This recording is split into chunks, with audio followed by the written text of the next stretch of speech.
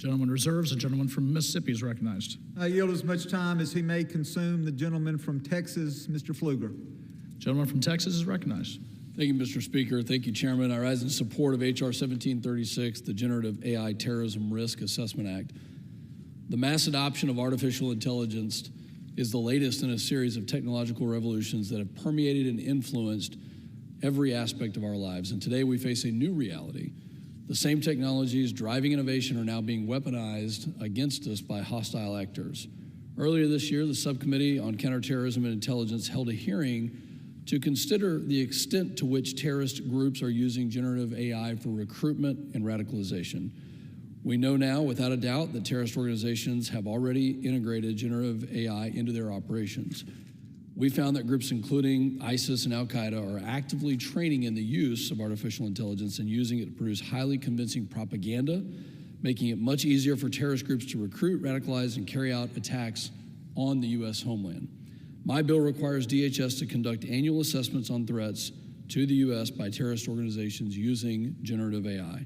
It also requires greater information sharing and coordination across the intelligence community to ensure that we have the clearest possible picture of AI-related terror threats. This is an issue that requires us to be proactive and outmaneuver any group or individual seeking to do us harm with this emerging technology.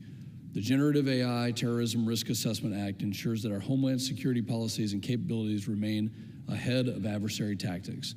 Our response cannot be reactive. We must anticipate the future of terrorist methods and be prepared before these threats materialize. I urge all of my colleagues to support this bill and hope to see the Senate take similar action in the very near future. Passing this bill will equip our national security agencies with the tools they need to adapt and defend against the threats of tomorrow today. Thank you, and I yield back. Gentleman yields back. Mr. Speaker, I have no more speakers, and I am prepared to close after the gentleman from New York closes, and with that, I reserve. Gentleman reserves. Gentleman from New York is recognized. Thank you, Mr. Speaker, and I want to thank my colleague and friend from Texas, Mr. Pfluger, for introducing this bill. It does make a ton of common sense and is something that we all agree that we must be ahead of. And I urge all of my colleagues to support H.R. 1736, and I yield back the balance of my time. Gentleman yields back. Chairman, the gentleman from Mississippi is recognized. Mr. Speaker, I yield myself the balance of my time. I urge my colleagues to support H.R. 1736, and with that, I yield back the balance of my time. The question is, will the House suspend the rules and pass Bill H.R. 1936 as amended?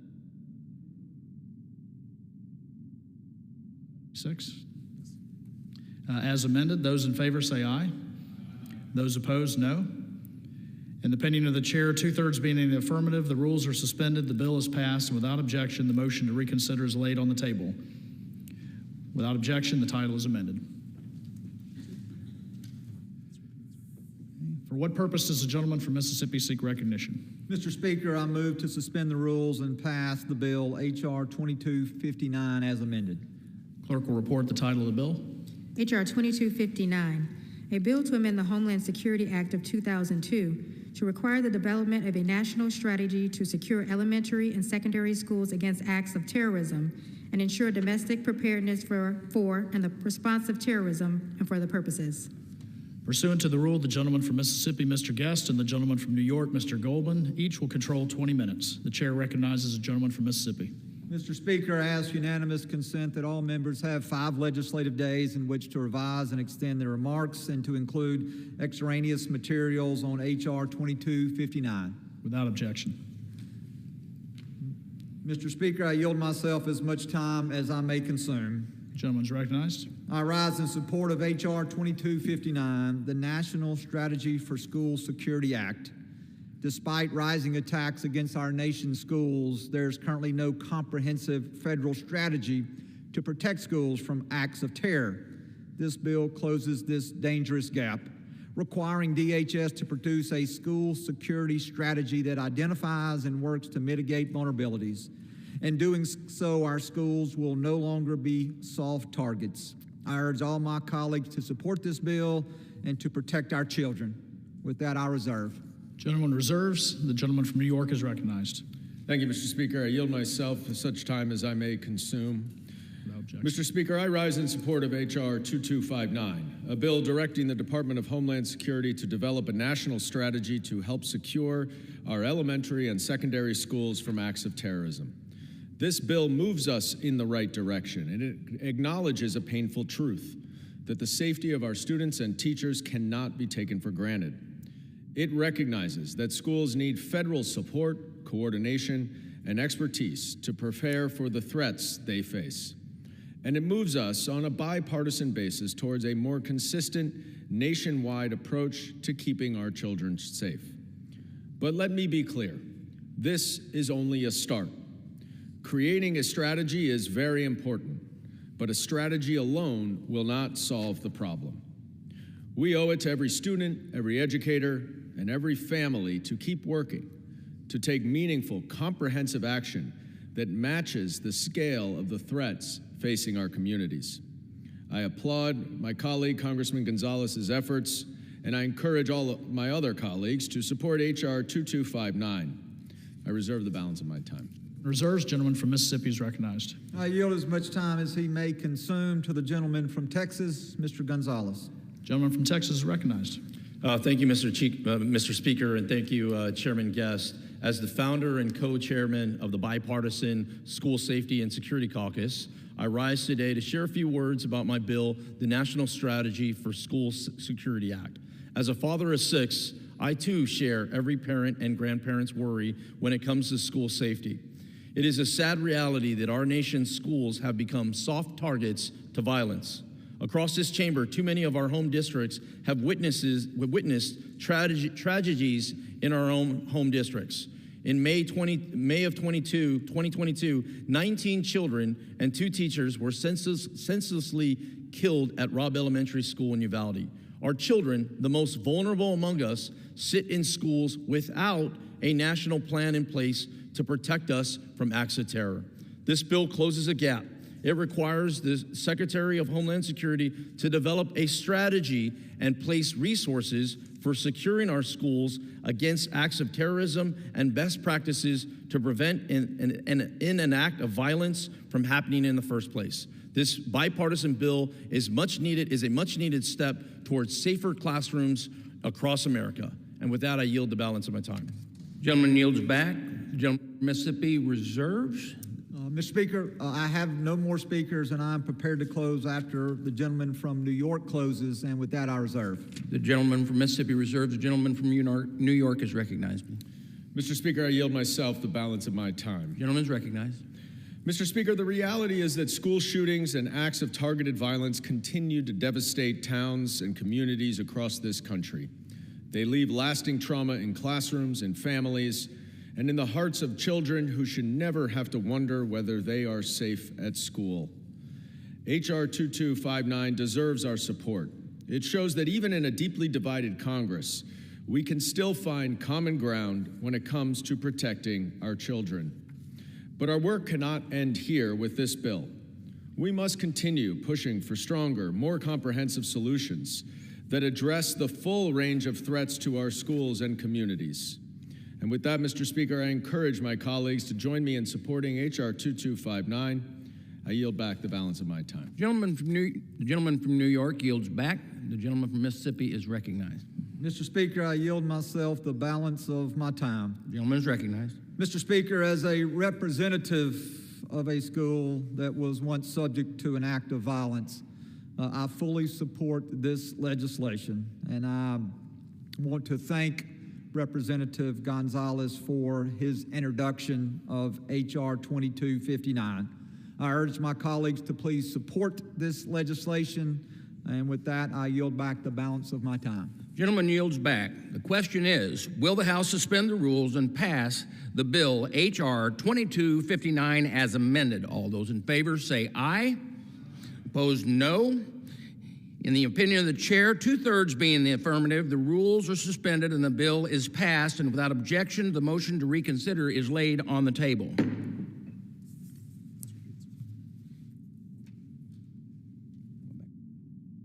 For what purpose, the gentleman from Mississippi seek recognition? Mr. Speaker, I move to suspend the rules and pass the bill H.R. 3965.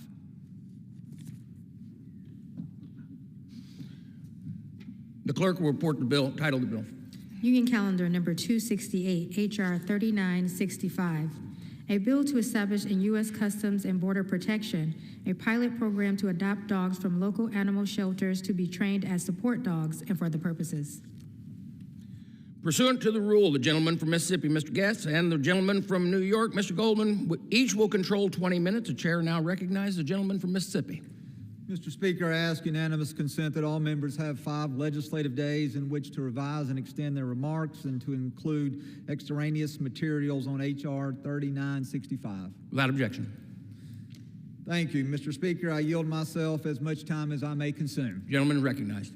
I rise in support of H.R. 3965, the Providing Emotional Assistance with Relief and Love Act, or the PEARL Act, as the men and women of the United States Customs and Border Protection work under incredibly stressful conditions to protect our borders. Providing a mechanism to boost their well-being will improve the mental health of our frontline officers and agents.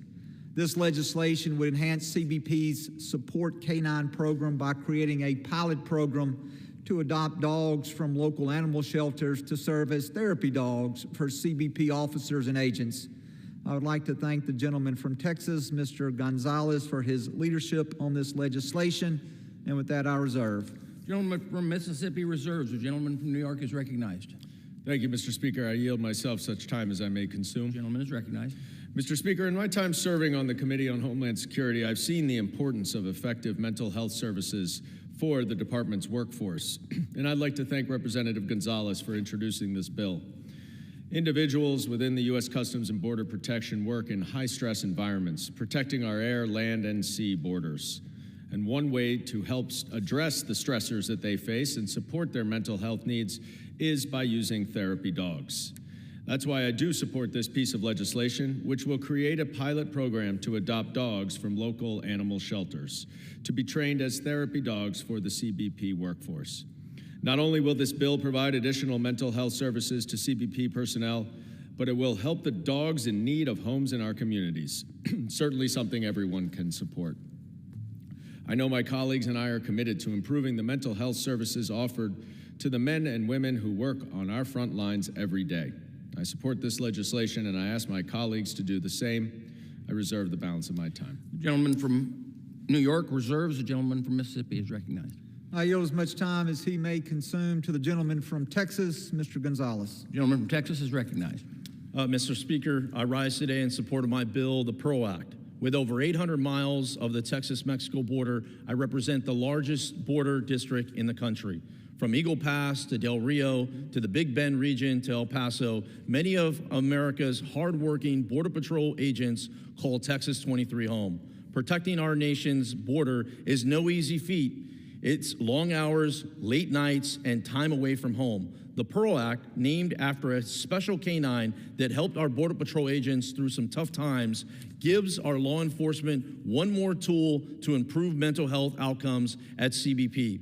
In 2023, CBP launched the Support K-9 program, which aims to improve mental health resources for CBP personnel. Here in Washington, we have a saying, if you want a friend, look for it, get a dog.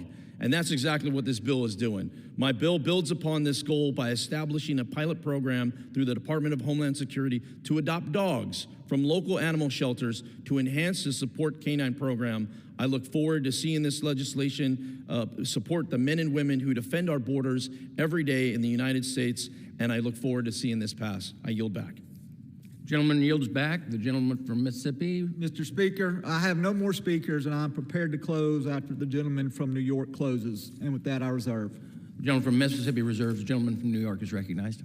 Mr. Speaker, I yield myself the balance of my time. The gentleman's recognized. Mr. Speaker, we should do all that we can to provide the men and women of Customs and Border Protection with effective mental health services, and this bill is a significant step in the right direction. And I speak from personal experience, as I got my children a dog a couple of years ago after they were struggling from the after effects and trauma of being in Tel Aviv on October 7th, and it has done wonders for their mental health, so I know personally how important therapy dogs can be. The fact that this bill also helps dogs in need by getting them out of shelters and finding them good homes is something that we can all and get behind, and we should all be behind. I support this bipartisan piece of legislation, and I yield back the balance of my time. Gentleman from New York yields back. The gentleman from Mississippi is recognized. Mr. Speaker, I yield myself the balance of my time.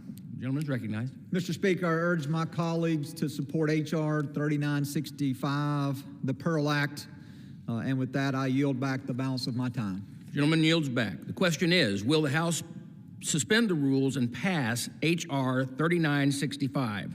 Those in favor say aye. Those opposed, no. In the opinion of Chair, 2/3 being the affirmative, the rules are suspended, the bill is passed, and without objection, the motion to reconsider is laid on the table. For what purpose, gentleman from Mississippi seek recognition? Mr. Speaker, I move to suspend the rules and pass the bill H.R. 4070. The clerk will report the title of the bill. Union Calendar number 267, H.R. 4070, a bill to require a Homeland Security Border Threat Assessment on Tren de Aragua and associated strategic plan and for other purposes. Pursuant to the rule, the gentleman from Mississippi, Mr. Guest, and the gentleman from New York, Mr. Golden, each will control 20 minutes. The chair now recognizes the gentleman from Mississippi. Mr. Speaker, I ask unanimous consent that all members have 5 legislative days in which to revise and extend their remarks and to include extraneous materials on H.R. 4070. Without objection. Thank you, Mr. Speaker. I yield myself as much time as I may consume. The gentleman is recognized. Mr. Speaker, I rise in strong support of H.R. 4070, the Tren de Aragua Border Security Threat Assessment Act. Tren de Aragua, a gang formed in a Venezuelan prison, has expanded its reach throughout the United States. Designated by the Trump administration as a foreign terrorist organization, Tren de Aragua members have been responsible for kidnapping and extorting businesses throughout the United States. This legislation would require the Department of Homeland Security to conduct a border threat assessment on Tren de Aragua and develop a strategic plan to counter the threats identified in the assessment. I'm proud to be an original co-sponsor of this bill, and I'm grateful to the gentleman from New York, Mr. Knott, for bringing forth this important piece of legislation. With that, I reserve. Gentleman reserved. The gentleman from New York is recognized.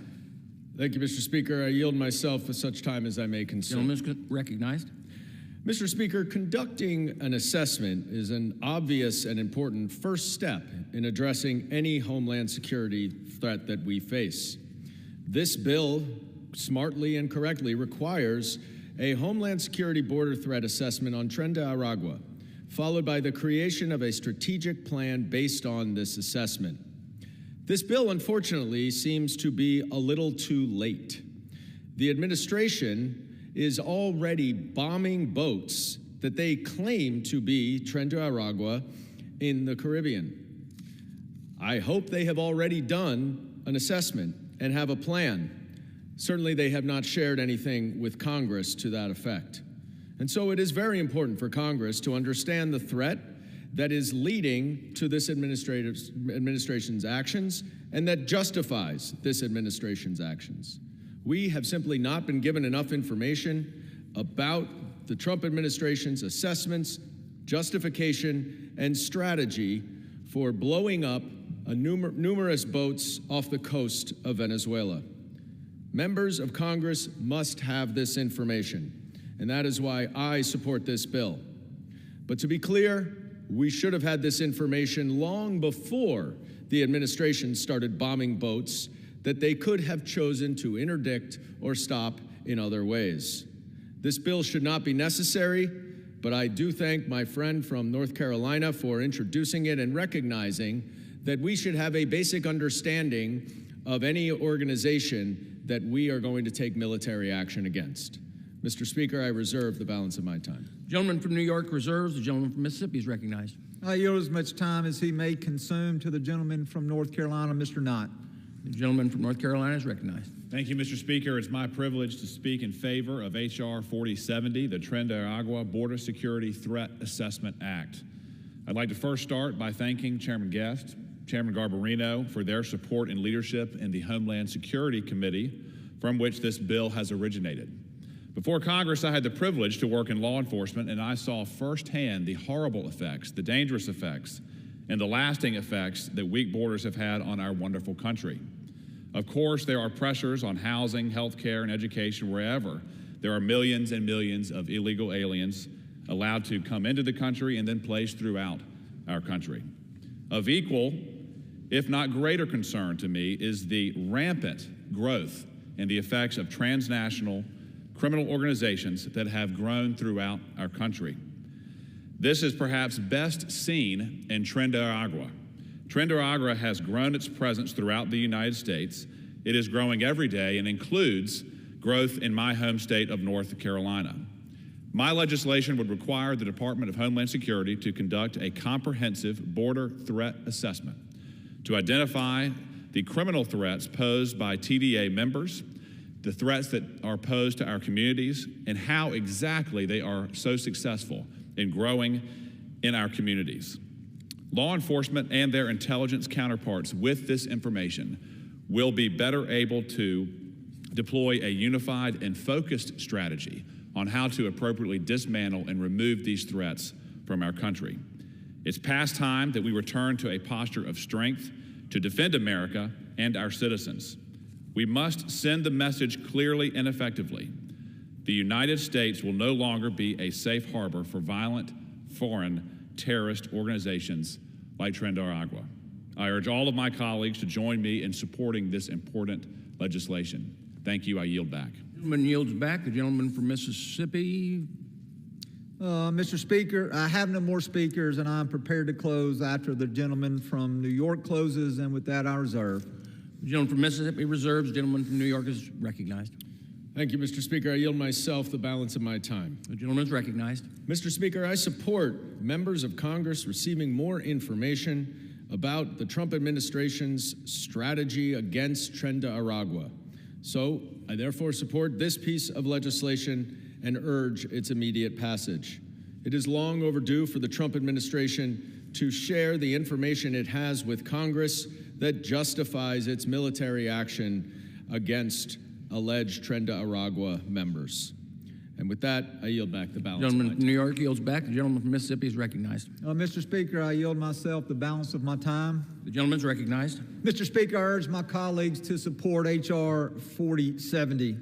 This legislation is an important first step to combat an FTO, foreign terrorist organization that has embedded itself in our community. We see stories firsthand of the violent crime that these organizations are associated with: robbery, kidnapping, assault, and murder. I want to thank Mr. Knight for introducing this legislation. I wholeheartedly support this legislation. I ask my colleagues on both sides of the aisle to please support this legislation. And with that, I yield back the balance of my time. The gentleman from Mississippi yields back. The question is, will the House suspend the rules and pass Bill H.R. 4070? Those in favor say aye. Those opposed, no. In the opinion of the chair, the two-thirds being the affirmative, the rules are suspended, the bill is passed, and without objection, the motion to reconsider is laid on the table. For what purpose does the gentleman from Mississippi seek recognition? Mr. Speaker, I move to suspend the rules and pass the bill H.R. 4071. The clerk will report the title of the bill. Union Calendar number 276, H.R. 4071, a bill to amend the Homeland Security Act of 2002 to enhance the operations of U.S. Customs and Border Protection in foreign countries and for the purposes. Pursuant to the rule, the gentleman from Mississippi, Mr. Guest, and the gentleman from New York, Mr. Goldman, each will control 20 minutes. The chair recognizes the gentleman from Mississippi. Mr. Speaker, I ask unanimous consent that all members have 5 legislative days in which to revise and extend their remarks and to include extraneous materials on H.R. 4071. Without objection. Thank you, Mr. Speaker. I yield myself as much time as I may consume. Gentleman is recognized. Mr. Speaker, I rise today to speak in favor of H.R. 4071, the Combating International Drug Trafficking and Human Smuggling Partnership Act of 2025. Mr. Speaker, United States Customs and Border Protection's air and marine operations, their agents play a critical role in the Homeland Security mission. Every day, AMO agents conduct border operations to detect and disrupt human trafficking, narcotics trafficking, and to stop other dangerous and illicit contraband before it reaches our shore. The impact of the incredible work of the men and women of CBP's air and marine operation is undeniable. In fiscal year 2025 alone, AMO enforcement actions resulted in the seizure of more than 500,000 pounds of illegal narcotics. I will say that again. 500,000 pounds of potential deadly contraband was interdicted. That contraband will never make it into our communities or into the hands of our children. But as we see transnational criminal organizations continue to become more aggressive, they continue to try to extend their reach into the United States, and we must be prepared to meet this evolving threat. Strengthening international cooperation with our partners, such as those in the Western Hemisphere, it is an essential first step to combating drug trafficking and human smuggling, in addition to supporting other law enforcement missions. This legislation authorizes AMO and other designated CBP personnel to continue and to expand these successful bilateral agreements by providing training, sharing information, and conducting joint operations that will increase interdiction and enhance regional security, as it saves lives and it strengthens our defense and makes America safer. By bolstering AMO's ability to work with our foreign partners, my bill will help stem the flow of illegal narcotics and ensure that criminals are intercepted before they reach our shores. And we will protect our homeland from those who seek to cause us harm. I would like to thank Representative Poe for joining me on this legislation. In closing, I would urge all my colleagues to support this legislation, which will enhance CBP's air and marine operations capability as they work to keep our nation secure and the American people safe. Thank you, and I reserve. Gentleman from Mississippi reserves. The gentleman from New York is recognized. Thank you, Mr. Speaker. I yield myself such time as I may consume. Gentleman is recognized. Mr. Speaker, every day, Customs and Border Protection's air and marine operations uses its highly trained pilots, mariners, and surveillance operators to detect, interdict, and stop the smuggling of people and illicit drugs. Air and marine operations, known as AMO, also conducts critical humanitarian missions and search and rescue operations out at sea, including after hurricanes and other natural disasters. They work with partner countries, specifically in the Americas and the Caribbean, to save lives, train foreign law enforcement, and address threats through joint operations before they reach our borders. Right now, AMO's authority to enter into these foreign partnerships relies on the yearly appropriations process, hindering their ability to do any long-term planning. This bill formalizes their ability to conduct operations with foreign partners and do such long-term planning. Any such agreements will still have to go through the State Department, but this change will improve AMO's ability to operate strategically and assist foreign partners quickly when needed. This can and will save lives. I want to thank AMO for their life-saving efforts, and I urge my colleagues to support this bipartisan legislation offered by my colleague from Mississippi. Mr. Speaker, I reserve the balance of my time. The gentleman from New York reserves. The gentleman from Mississippi is recognized. Mr. Speaker, I have no more speakers, and I am prepared to close after the gentleman from New York. With that, I reserve. The gentleman from Mississippi reserves. The gentleman from New York is recognized. Mr. Speaker, I yield myself the balance of my time. The gentleman is recognized. Mr. Speaker, I support this bill as it helps air and marine operations work quickly, effectively, and strategically with our foreign partners to keep our homeland safe and rescue those in need. This can be the difference between life and death in some cases. I therefore support this bipartisan piece of legislation, and I yield back the balance of my time. The gentleman from New York yields back. The gentleman from Mississippi is recognized. I yield myself the remainder of my time. The gentleman is recognized. Mr. Speaker, in addition to the great work that we see the men and women of AMO perform this year, I'd like to give this body some of the statistics from FY24.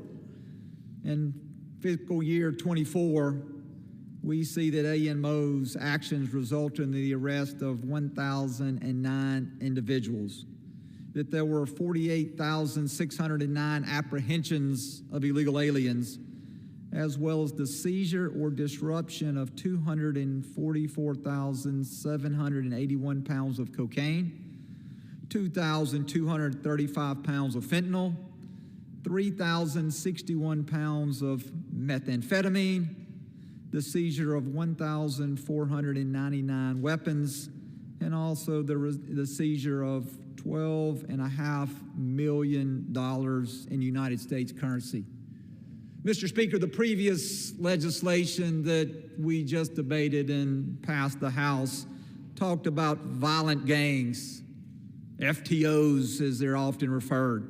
The last legislation introduced by Mr. Knott talked about Tren de Aragua, and we see that Tren de Aragua has become embedded in our communities, that they are involved in violent crimes from robbery, assault, murder.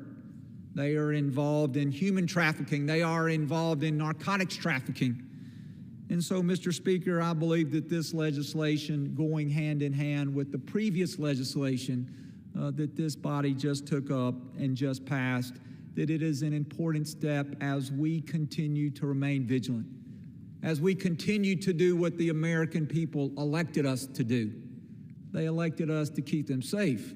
They elected us to make sure that the communities in which they live, that those communities are great places to live and worship and to raise a family. So with that, Mr. Speaker, I would ask all members on both sides of the aisle to support H.R. 4071, and with that, I yield back the balance of my time. The gentleman from Mississippi yields back. The question is, will the House suspend the rules and pass the bill H.R. 4071? Those in favor say aye. Those opposed, no. In the opinion of the chair, 2/3 being the affirmative, the rules are suspended, the bill is passed, and without objection, the motion to reconsider is laid on the table.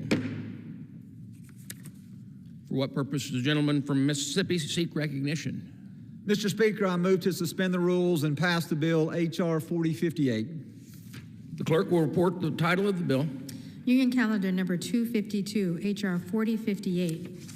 A bill to amend the Homeland Security Act of 2002 to enhance outreach for the Urban Area Security Initiative and the State Homeland Security Grant Program of the Department of Homeland Security and for other purposes. Pursuant to the rule, the gentleman from Mississippi, Mr. Guest, the gentleman from New York, Mr. Goldman, each will control 20 minutes. The chair now recognizes the gentleman from Mississippi. Mr. Speaker, I ask unanimous consent that all members have 5 legislative days in which to revise and extend their remarks and to include extraneous materials on H.R. 4058. Without objection. Thank you, Mr. Speaker. I yield myself as much time as I may consume. Gentleman is recognized. Mr. Speaker, I rise today in support of H.R. 4058, the Enhancing Stakeholder Support and Outreach for Preparedness Grants Act, with the understanding that FEMA's preparedness grants for states, localities, urban areas, tribal and territorial governments are vital to strengthening the security of this great nation. This legislation will require FEMA to engage with and to support relevant stakeholders prior to, during, and after the awarding of such grants. I support this effort to increase outreach, and Mr. Speaker, with that I reserve. From Mississippi reserves, the gentleman from New York is recognized.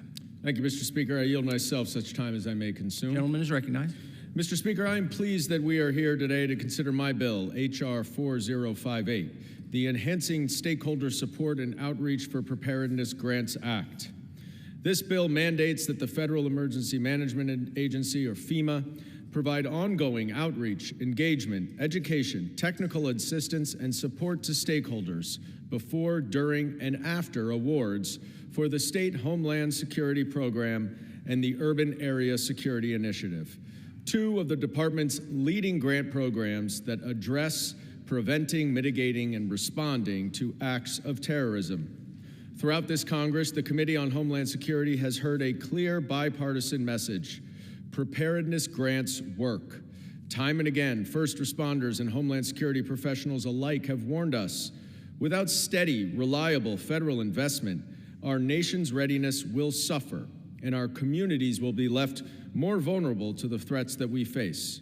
They have told us in no uncertain terms, now is not the time to pull back. Now is the time to lean in. And now is the time to strengthen these programs and ensure grantees have a meaningful voice in shaping the policies that guide their work on the ground. My district, like so many others, relies on the Urban Area Security Initiative and the State Homeland Security Program to strengthen emergency preparedness and enhance counterterrorism coordination. These priorities remain critical in New York City, where the memory of 9/11 serves as a constant reminder of the ongoing threat of terrorism. Established in the aftermath of 9/11 to protect our communities, these grants continue to play a vital role in safeguarding our city. That is why my bill, H.R. 4058, works to ensure stronger oversight in how these Homeland Security grants are managed. My bill requires FEMA to conduct annual surveys and other feedback mechanisms to gain and gather input from stakeholders and incorporate this feedback into future grant opportunities. Additionally, H.R. 4058 directs the Government Accountability Office to report on the effectiveness of FEMA's efforts within 2 years and mandates that FEMA submit a detailed report to Congress on stakeholder outreach and engagement.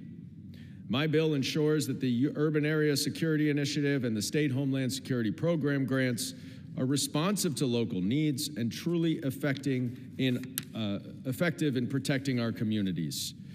The coordination between local, state, and federal government is all the more important as we face increasing threats to our homeland, and this bill would help to facilitate that. I urge my colleagues to support H.R. 4058 and to act quickly so that these critical funds reach the communities that need them most. I yield back. The gentleman from New York reserve. I reserve. The gentleman from New York reserves. The gentleman from Mississippi is recognized. Mr. Speaker, I have no speakers, and I am prepared to close after the gentleman from New York closes. With that, I reserve. Gentleman from Mississippi reserves. Gentleman from New York is recognized. Mr. Speaker, I yield myself the balance of my time. Gentleman is recognized. Mr. Speaker, my legislation would play a crucial role in strengthening FEMA's engagement with state and local partners, ensuring that Homeland Security grants are responsive, transparent, and actually driven by the needs of the communities they are meant to protect. Passage of this legislation is essential to preserving our national readiness and strengthening our security against emerging threats. H.R. 4058 restores fairness, accountability, and effectiveness to FEMA's grant process so that every community, regardless of politics, regardless of blue or red, can count on the support it needs to prevent and respond to acts of terrorism. Lastly, I want to thank Ranking Member Thompson, Resident Commissioner Hernandez, and former Congressman and Chairman Mark Green for co-sponsoring this bill. I also extend my gratitude to the Major Cities Chiefs Association and the International Association of Fire Chiefs for endorsing the bill.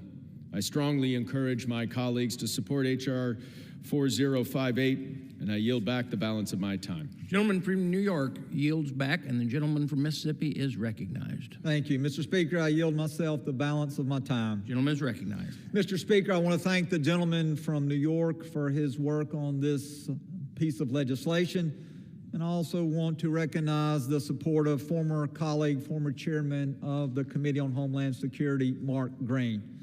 Mr. Speaker, I would urge all my colleagues to support H.R. 4058, and with that, I would yield back the balance of my time. The gentleman from Mississippi yields back. The question is, will the House suspend the rules and pass the bill H.R. 4058? Those in favor say aye. Those opposed, no. In the opinion of the chair, 2/3 being the affirmative, the rules are suspended. The bill is passed, and without objection, the motion. This gentleman from Mississippi. I would request the yeas and nays. The yeas and nays are requested. All those in favor of taking the vote on the yeas and nays will rise and remain standing until counted.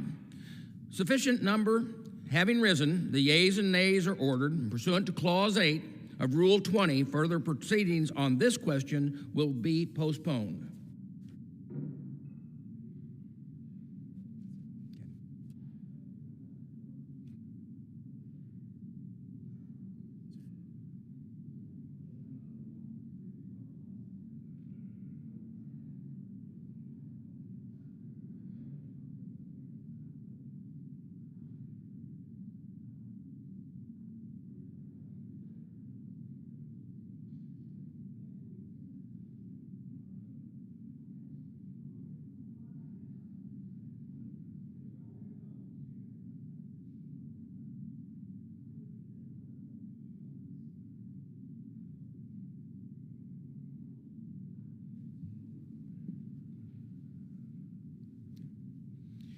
For what purpose does the gentleman from Wisconsin seek recognition?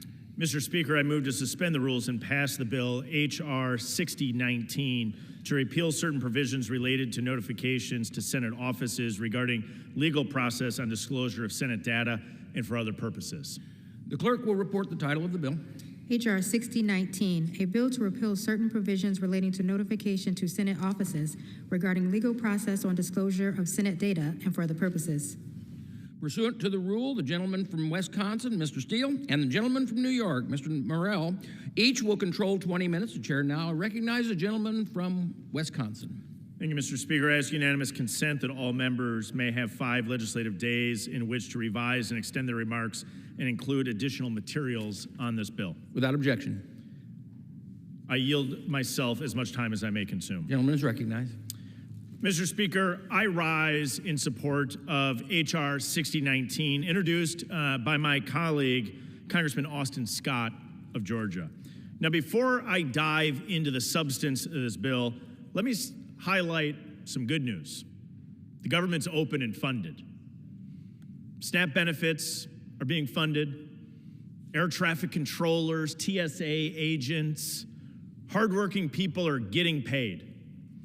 But of course, Mr. Speaker, if the Democrats had their way, the federal government would still be shut down. People wouldn't be receiving their SNAP benefits. Law enforcement officials at the federal level wouldn't be receiving payment. Our air traffic controllers and TSA agents also wouldn't be paid. So the good news is, Mr. Speaker, by passage of the underlying legislation that we're going to be discussing today, the government is open and operational for the American people. Look, Mr. Speaker, no bill is perfect. And the bill we passed to reopen the government is just that. It had a provision that needs repair, that we need to go in and remove out from that bill. In the legislation by my colleague, Mr. Austin Scott of Georgia, does just that. The troubling provision grants senators a private cause of action against the United States if a senator's data, either official or personal, is retrieved without their knowledge. They could sue the government.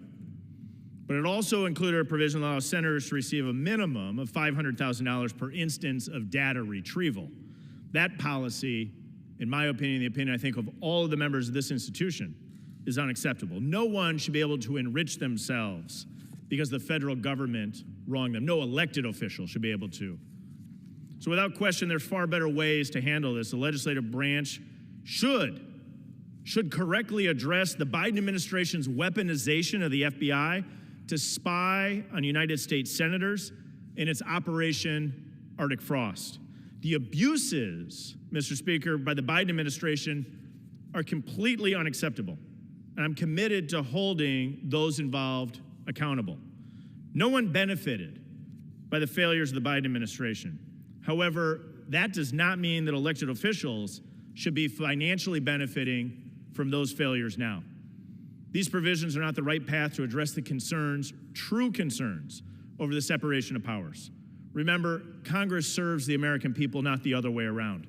Today, we have an opportunity to take a good bill that reopened the federal government and make it better by repealing the provisions that were slid into the Ledge Branch of Probes Act of 2026. I urge my colleagues on both sides of the aisle to support H.R. 6019 to repeal this legislation. And I thank my colleague, Congressman Austin Scott, for bringing it forward. I reserve the balance of my time. The gentleman from Wisconsin reserves. The gentleman from New York, Mr. Morelli, is recognized. Thank you, Mr. Speaker. I yield myself such time as I may consume. And I rise in strong support of H.R. 6019. Last week's bill to fund the government included a provision added quietly in the dead of night that facilitates the transfer of millions of taxpayer dollars from the United States Treasury to the personal bank accounts of 8 Republican senators. And not just any senators. They were senators who may have had knowledge of or even participated in efforts to overturn the 2020 presidential election. Efforts that culminated in a violent attack on this very institution. Because many of my Republican colleagues seem determined to forget the reality of that day, allow me to remind you that during this attack, Capitol police officers were maimed while protecting the lives of the very senators now seeking to enrich themselves at the taxpayers' expense. Officers lost eyes, they lost fingers, they suffered traumatic brain injuries and had their spinal discs smashed. One was stabbed with a metal fence stake.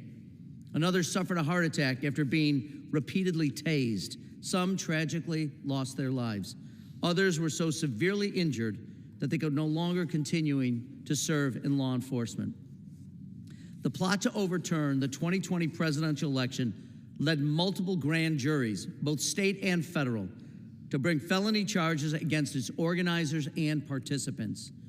These charges were based on actions like promoting fake elector slates, urging state officials to find votes to change the election outcome, and urging Vice President Pence to stand just a few feet from here behind that very dais and violate the United States Constitution. According to public reports, one of the 8 Republican senators now eligible for this taxpayer-funded windfall testified before one of those grand juries. At the conclusion of the testimony, that Republican senator reportedly embraced the prosecutor and lauded the work of the grand jurors as cathartic. That same senator announced just yesterday that he intends to seek his payout of tens of millions of dollars from federal taxpayers. It should be clear to everyone here, under no circumstances should the power entrusted to us as members of Congress be used to line your own pockets. Period. Full stop.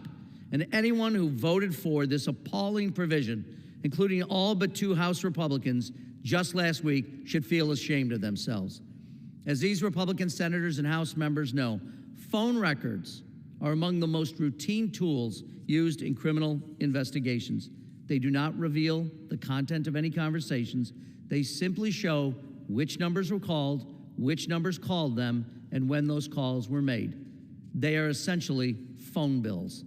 If these Republican senators genuinely believe that their civil liberties were violated, or if they are interested in changing the law relating to subpoenas, then they are better positioned than literally anyone on planet Earth to hold hearings, draft legislation, and debate proposed changes in the open. But that's not what this is all about. This is about ensuring the law applies to every other American, just not to them. Let me repeat that. This law applies only to them, not even members of the House of Representatives, nor should it. Not to any other American citizen, just them. This kind of self-serving, self-dealing, one-sided, get-rich-quick scheme at the expense of taxpayers is why Americans are so disgusted with this Congress. And it's why I expect many of those who supported this provision will be dismissed next November. This lucrative carve-out masquerading as legislation isn't an isolated occurrence. It's part of a broader pattern, the weaponization of the Department of Justice and the United States Treasury to reward allies and punish perceived enemies. Let me briefly highlight just a few other examples.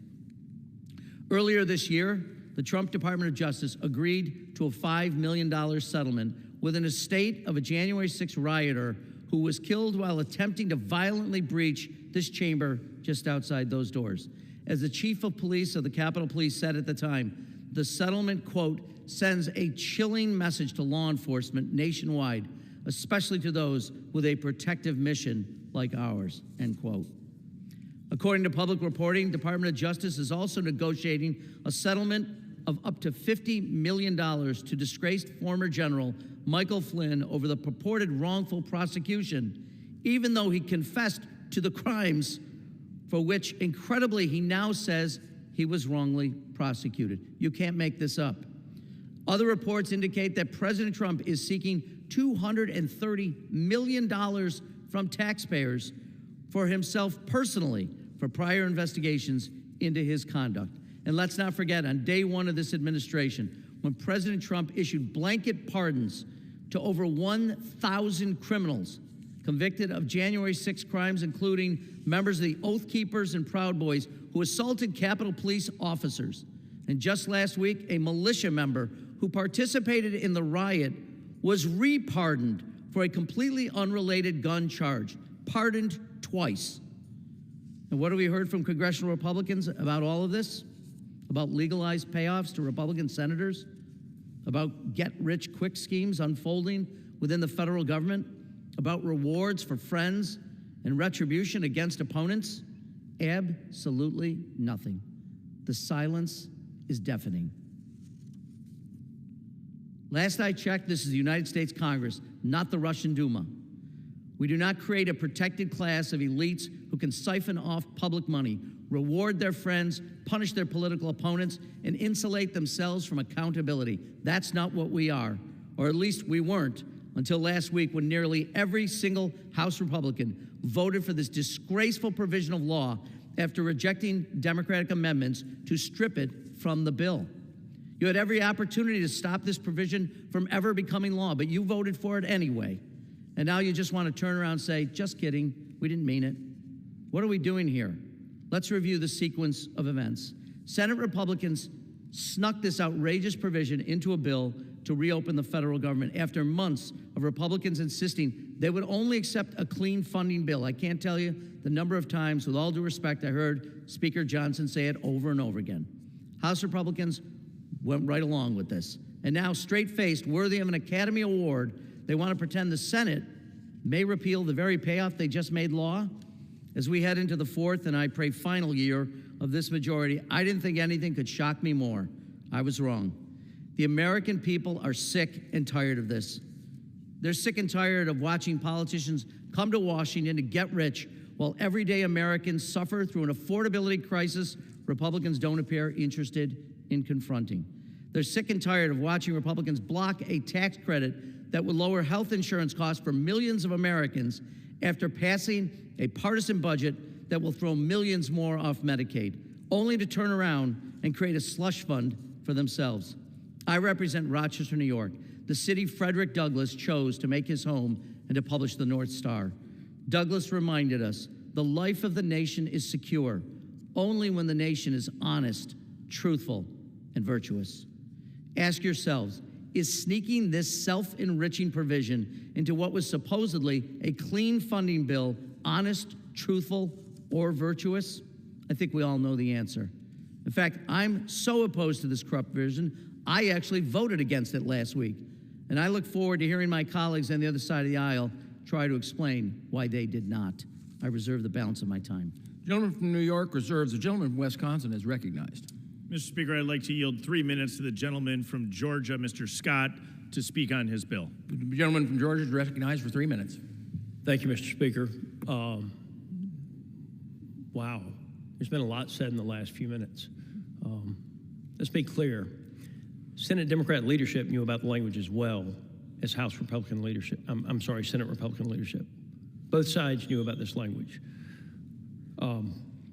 Nobody in the House supported this language. This language did not go through any committee in the Senate, did not go through any committee in the House, and could never be passed and signed into law if it was discussed openly where the American citizens could actually see and understand what was happening. We were given a choice the other day: open the government or keep the government closed. The people on my side of the aisle almost unanimously voted to open the government, and I'm glad that we ended the chaos, Mr. Speaker. I want you to know that, because if the Democrats had had that way, the chaos would be ensuing today. But there's a provision in this bill that in my time in office, I believe is probably the most self-centered, self-serving piece of language that I have ever seen in any piece of legislation. And for the people who are saying it's 500,000, I want the American citizens to know this. It's not 500,000. It's 500,000 per account, per occurrence. We have one senator, who maintains that this provision is good and is currently saying that he is going to sue for tens of millions of dollars. I believe my side did the right thing in voting to open up the government. There are a select few people that did the wrong thing in putting language in the bill that would make themselves individually wealthy. All this language does is repeals that. All this does is repeals that one provision of the law that would enrich what is now down to one individual member saying they're going to sue for tens of millions of dollars. There's not a whole lot to debate here. I hope all of the House will vote unanimously to do it, And then I hope that yesterday, Senator Thune will immediately put the bill on the floor and that we can immediately get this to the president's desk and we can get back to doing the business of the people now that the government is open. And with that, I yield the remainder of my time. Gentleman yields back. The gentleman from Wisconsin. I thank my colleague for his leadership and authorship of this legislation. I reserve the balance of my time. Gentleman from Wisconsin reserves. The gentleman from New York is recognized.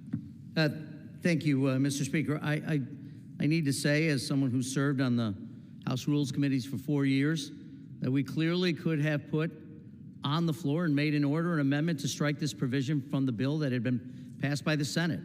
Most people who took social studies in elementary school understand the bill has to pass the Senate and the House before it's sent to the president. Had we had the opportunity, we would have voted on an amendment. I guarantee it would have passed this House, and you would have had the full support of Democrats to strike that provision, and then we could have sent it back to the Senate.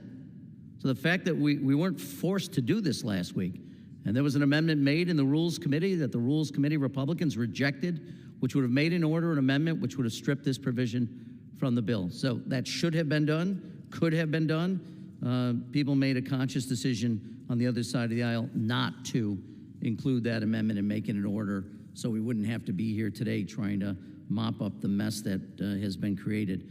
With that, Mr. Speaker, I'd like to yield 1 minute to the distinguished gentleman from Virginia, Mr. Walkinshaw. The gentleman from Virginia is recognized for 1 minute. Mr. Speaker, I rise today in support of legislation to repeal a last-minute, dead-of-night provision added to the Legislative Branch Appropriations Act that greenlights 8 Republican senators to raid the Treasury and reward themselves with millions of taxpayer dollars because they were investigated for their involvement in the 2021 insurrection.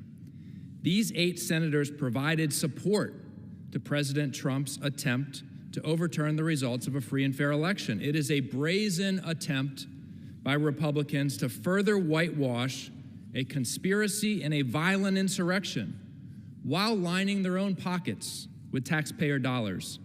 It's a trifecta of the type of corruption that shakes Americans' faith in Congress: contempt for the rule of law, a secret backroom deal, and self-enrichment.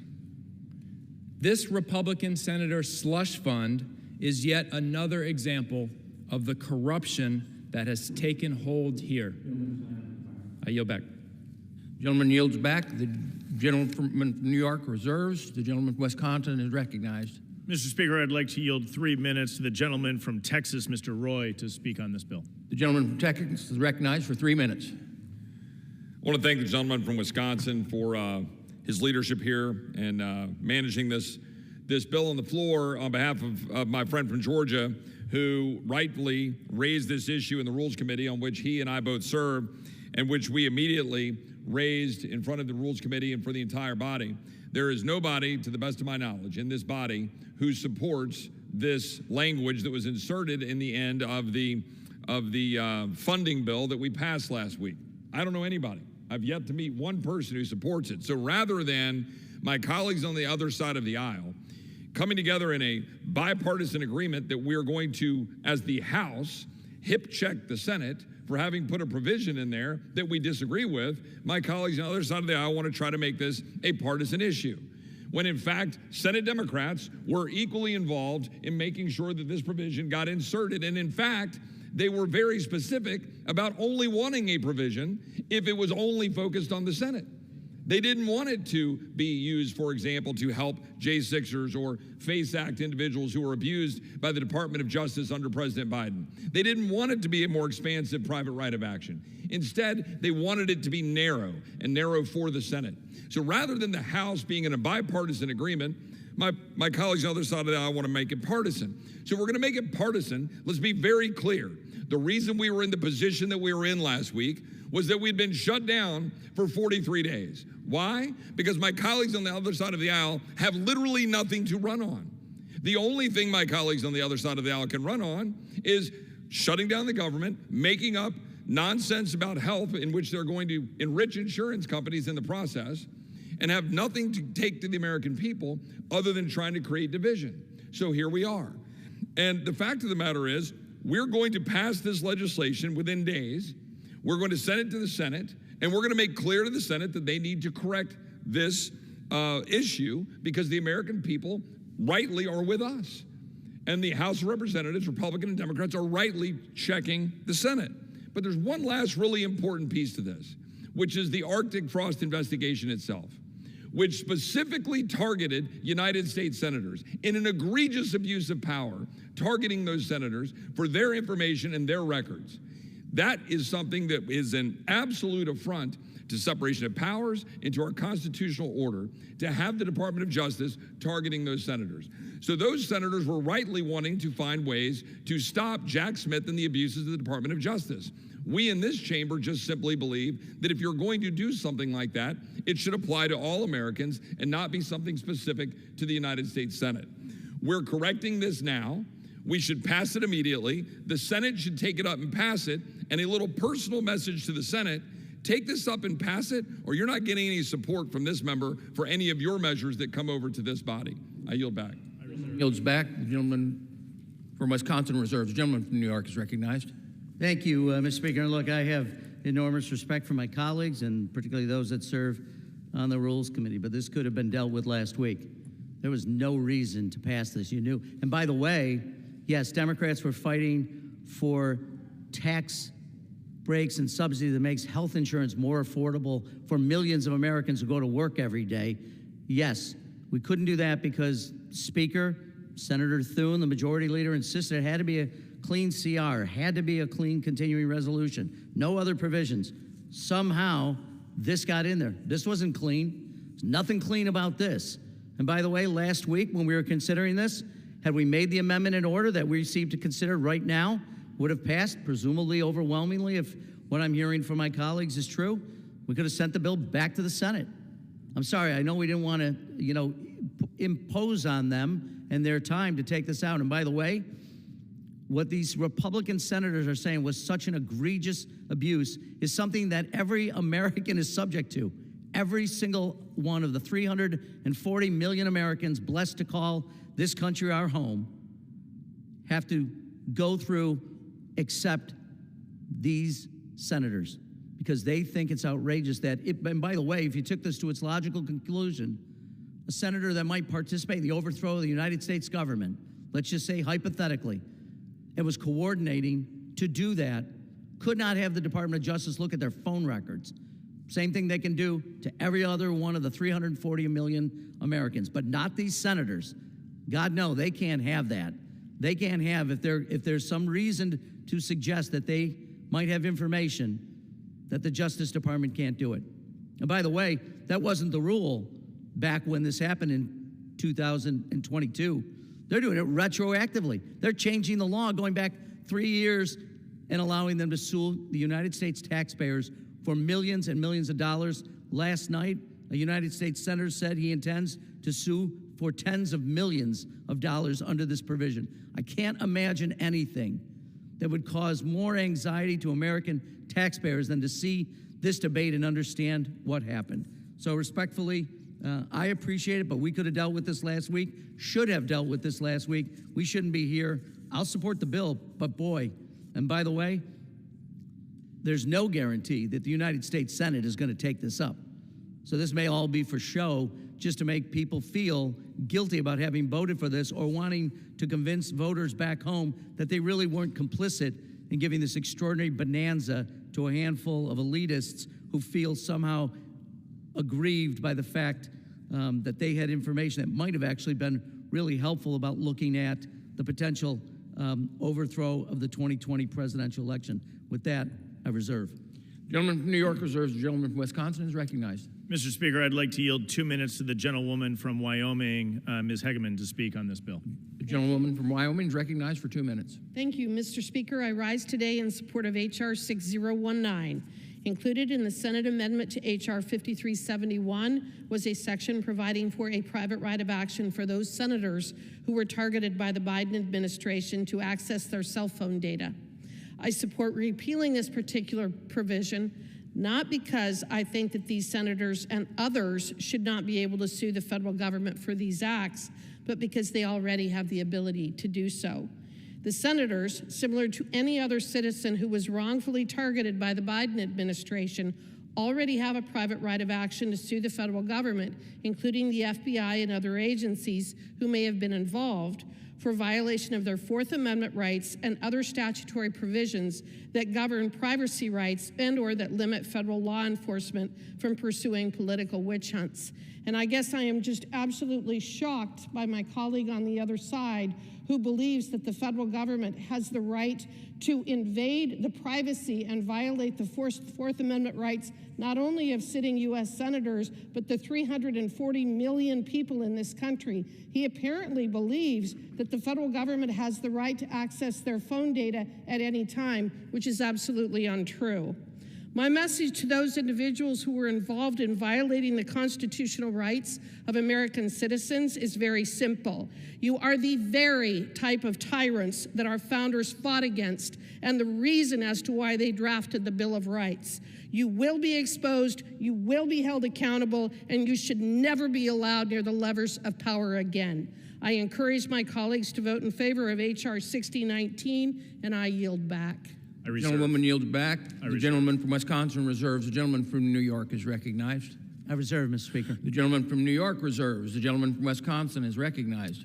Thank you, Mr. Speaker. I would like to yield 3 minutes to the gentleman from Tennessee, Mr. Rose, to speak on this bill. The gentleman from Tennessee is recognized for 3 minutes. Mr. Speaker, I rise today in support of H.R. 6019, a bill that I am proud to be an original co-sponsor of. It would repeal the indefensible Senate payday provision that was snuck into the critical funding legislation to reopen the government last week. With the goal of ending the suffering caused by the Schumer shutdown top of mind, I voted yes on the CR. It was the right thing to do, and I hope the American people are never again used as, quote, leverage. However, what the Senate sent us contained a poison pill, a provision to give certain senators the ability to sue the federal government for $500,000 or perhaps millions of dollars for alleged illegal surveillance conducted by the Biden DOJ. I remain convinced the last administration conducted a large number of politically motivated investigations. However, the solution isn't for aggrieved lawmakers to get a payday at taxpayer expense. As members of Congress, the people have entrusted us to be a check on the executive branch. They didn't send us here to collect checks when the executive oversteps. All members of the House should take issue with Senate leadership for secretly slipping in this provision. In fact, whoever carefully crafted this scheme failed to tell their Senate colleagues. And I agree with Senator John Kennedy, who said, quote, "Whoever put this in had an obligation to tell us about it," and they didn't. The consensus of many legal experts is that this provision amounts to a pay increase. To me, the provision reads like a Christmas bonus, and that is blatantly unconstitutional. It defies the 27th Amendment, which says no law can change a lawmaker's compensation until a new Congress is sworn in. If the House legislation we're debating today does not receive a vote in the Senate, I want to make it clear, I am taking action. Today, I have introduced House Resolution 892, a House resolution that empowers Speaker Johnson to bring this issue before the courts and challenge the so-called Senate payday provision as blatantly unconstitutional. Importantly, because my resolution is a House resolution, it does not require the consent or cooperation of the Senate, which has shamefully shown no willingness to undo this egregious policy. The House does not have to wait for the Senate to act and watch idly while this payday stands. I urge my colleagues to support Representative Scott's legislation and to support my resolution so we can stand up for the integrity of Congress, uphold the Constitution, and restore public trust in this institution. With that, I yield back, Mr. Speaker. The gentleman yields back. I reserve. The gentleman from Wisconsin reserves. The gentleman from New York is recognized. Thank you, Mr. Speaker. May I inquire as to time remaining? The gentleman has 6.5 minutes remaining. 6.5 minutes.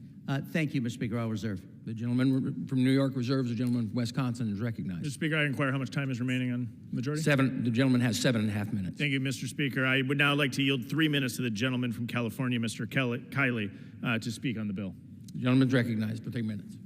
Mr. Speaker, this Who Wants to Be a Millionaire provision created by U.S. senators for themselves and themselves alone is outrageous, and I will, of course, be voting to repeal it today.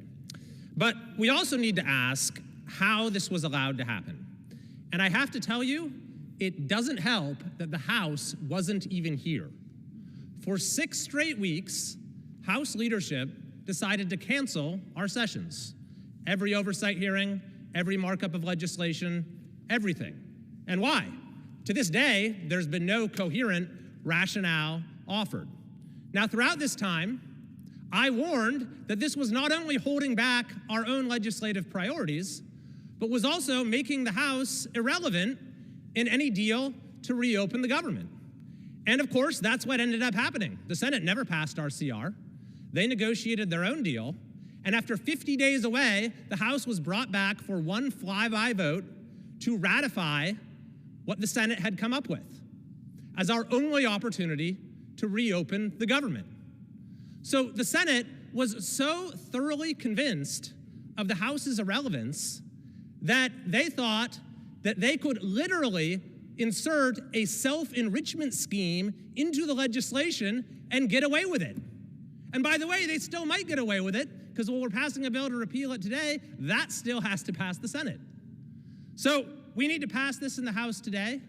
We need to insist that this provision be included in a must-pass bill going forward so that it cannot actually be utilized. And more than that, we need to start reasserting ourselves as a House, reclaiming our authority under Article 1 and giving the American people the representation they deserve.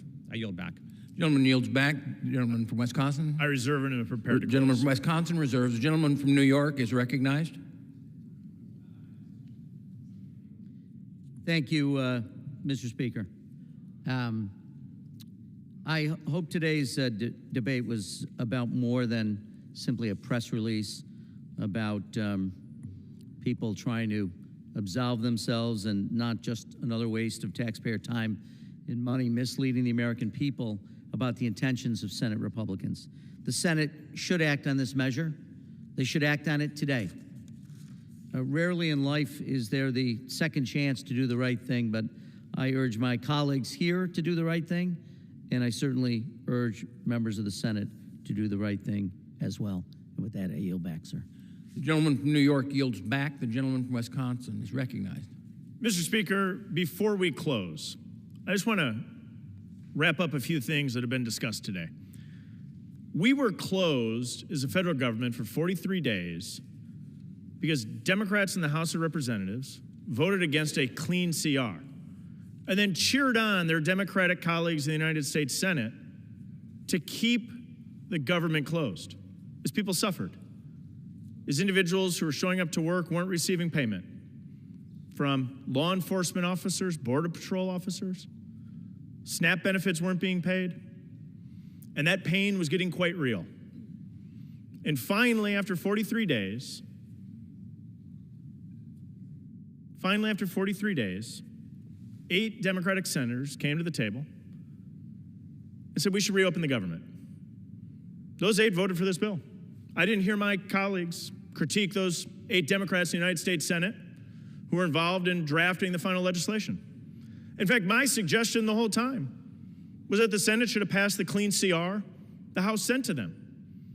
And if we look at the record, time after time after time, Democrats in the United States Senate refused to pass the clean CR, which would have avoided this mess in the first place. So if we're curious as to who caused this problem, I think the answer, Mr. Speaker, is quite clear.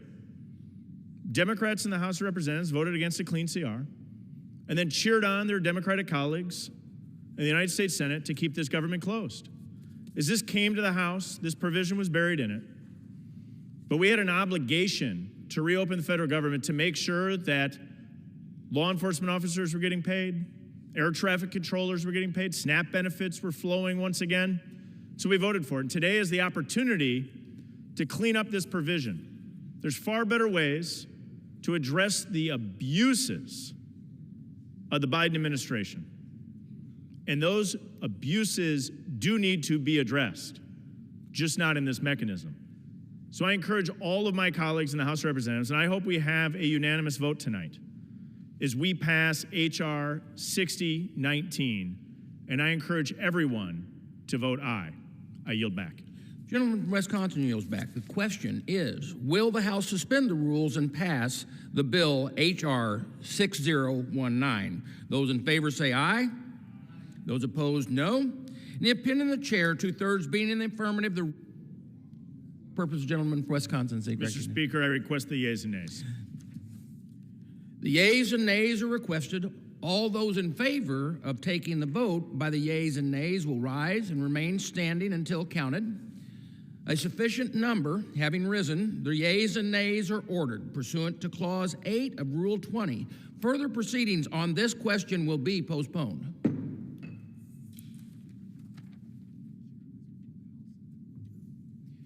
The chair lays before the House an enrolled bill.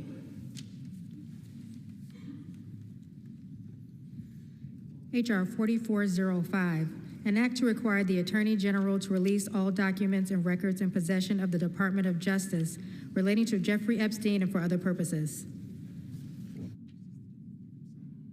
What purpose? Gentlewoman from South Carolina seek recognition. Mr. Speaker, pursuant to Clause 2A1 of Rule 9, I rise to give notice of my intent to raise a question of the privileges of the House.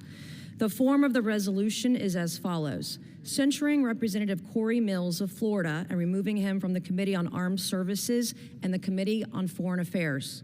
Whereas prior to serving in the House of Representatives, Representative Corey Mills founded Paysum Solutions International, LLC, and Paysum Defense, LLC, and acquired Amtech Corporation, now renamed as ALS, Inc., companies which engage in security and military contracting with the United States government as well as foreign nations.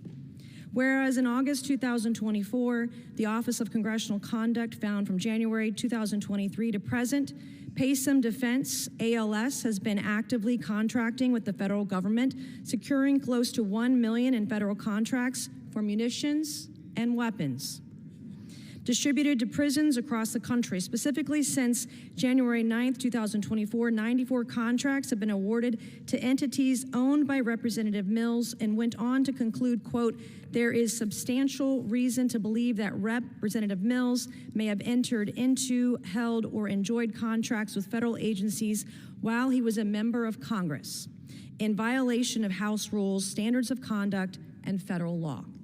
Whereas in August 2024, the Office of Congressional Conduct noted, according to its website, Paysum Solutions is currently registered and or partnered with trusted local firms to work in the following countries: United States, Iraq, Afghanistan, Pakistan, UAE, Australia, Kenya, Malaysia, and Kuwait.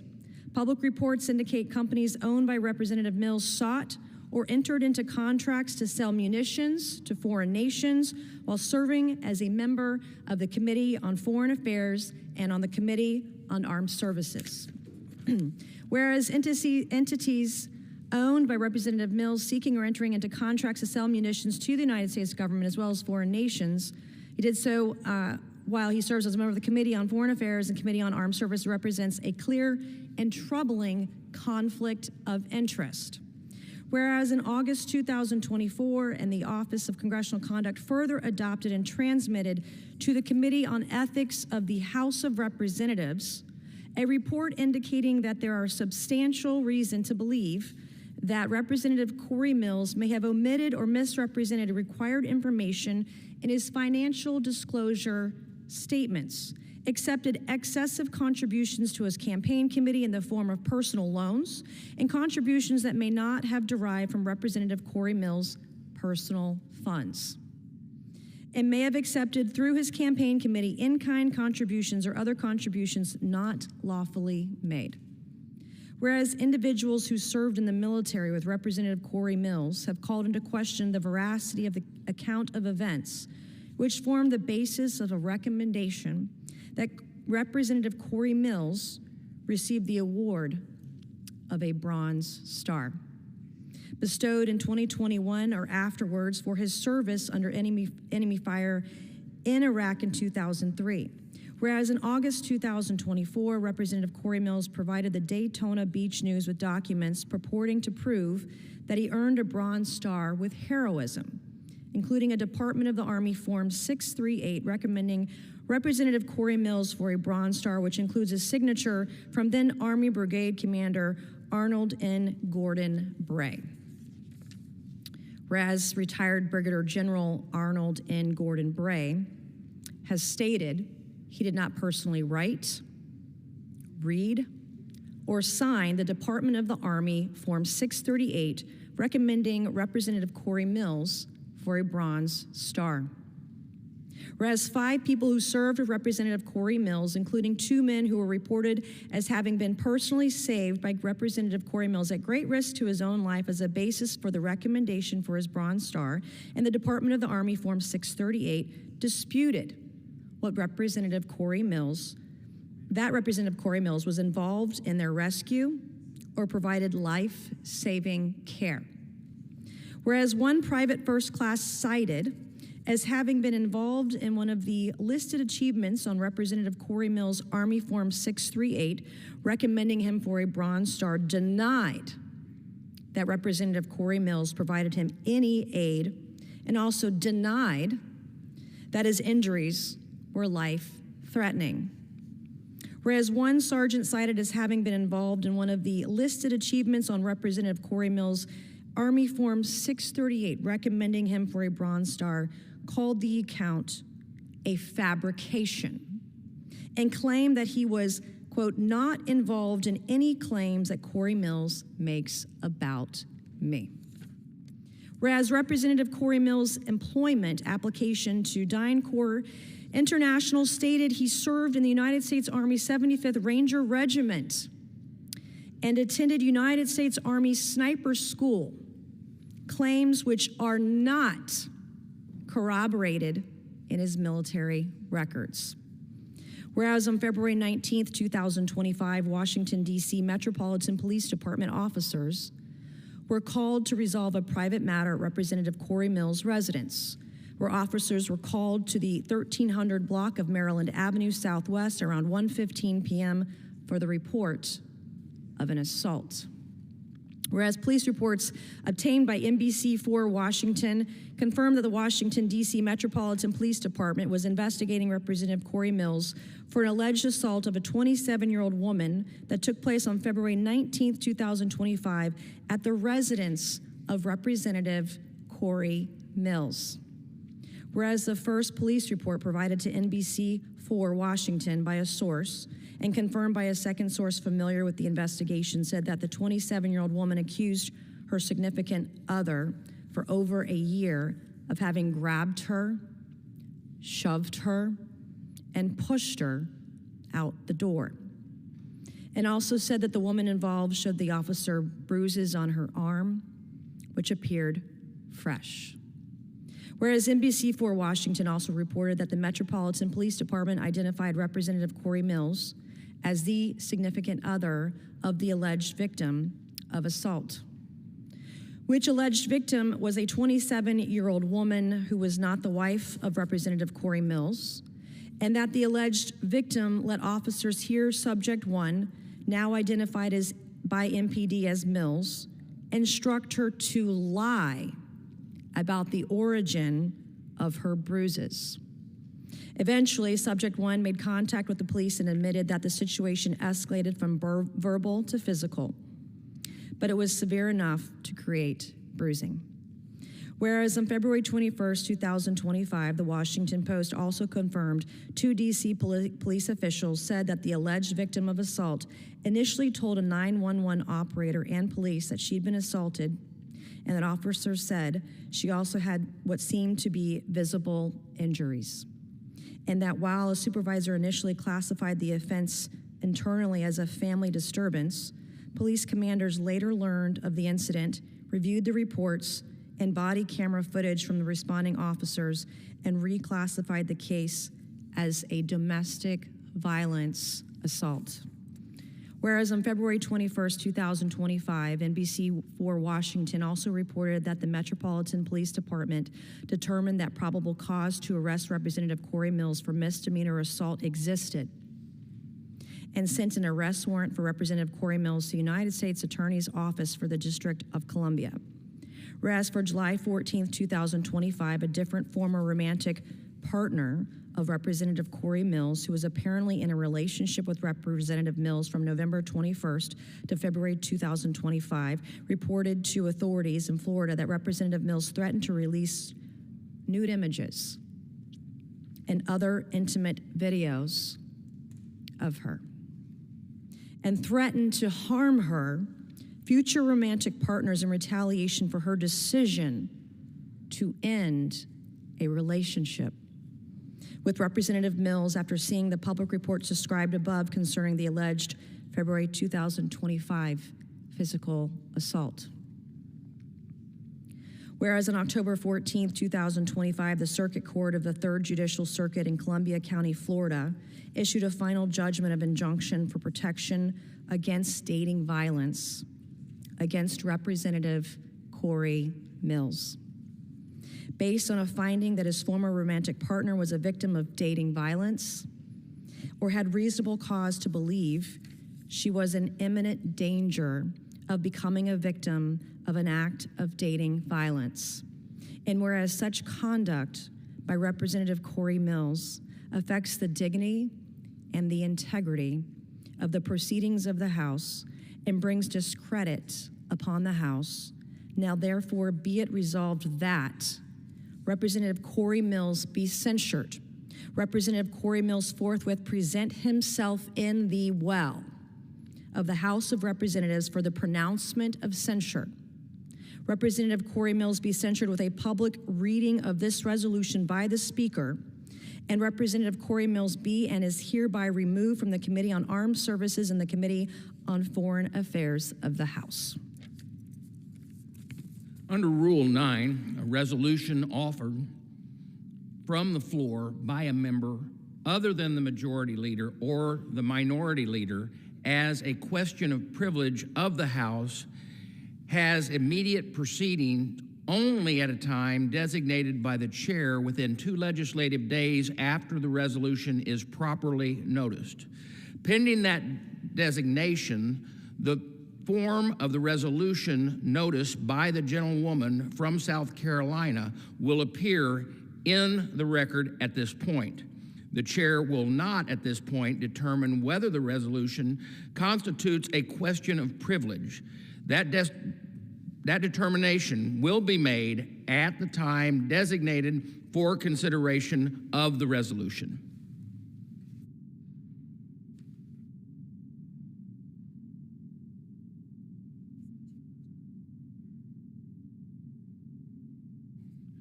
For what purpose, gentleman from Kentucky, seek recognition?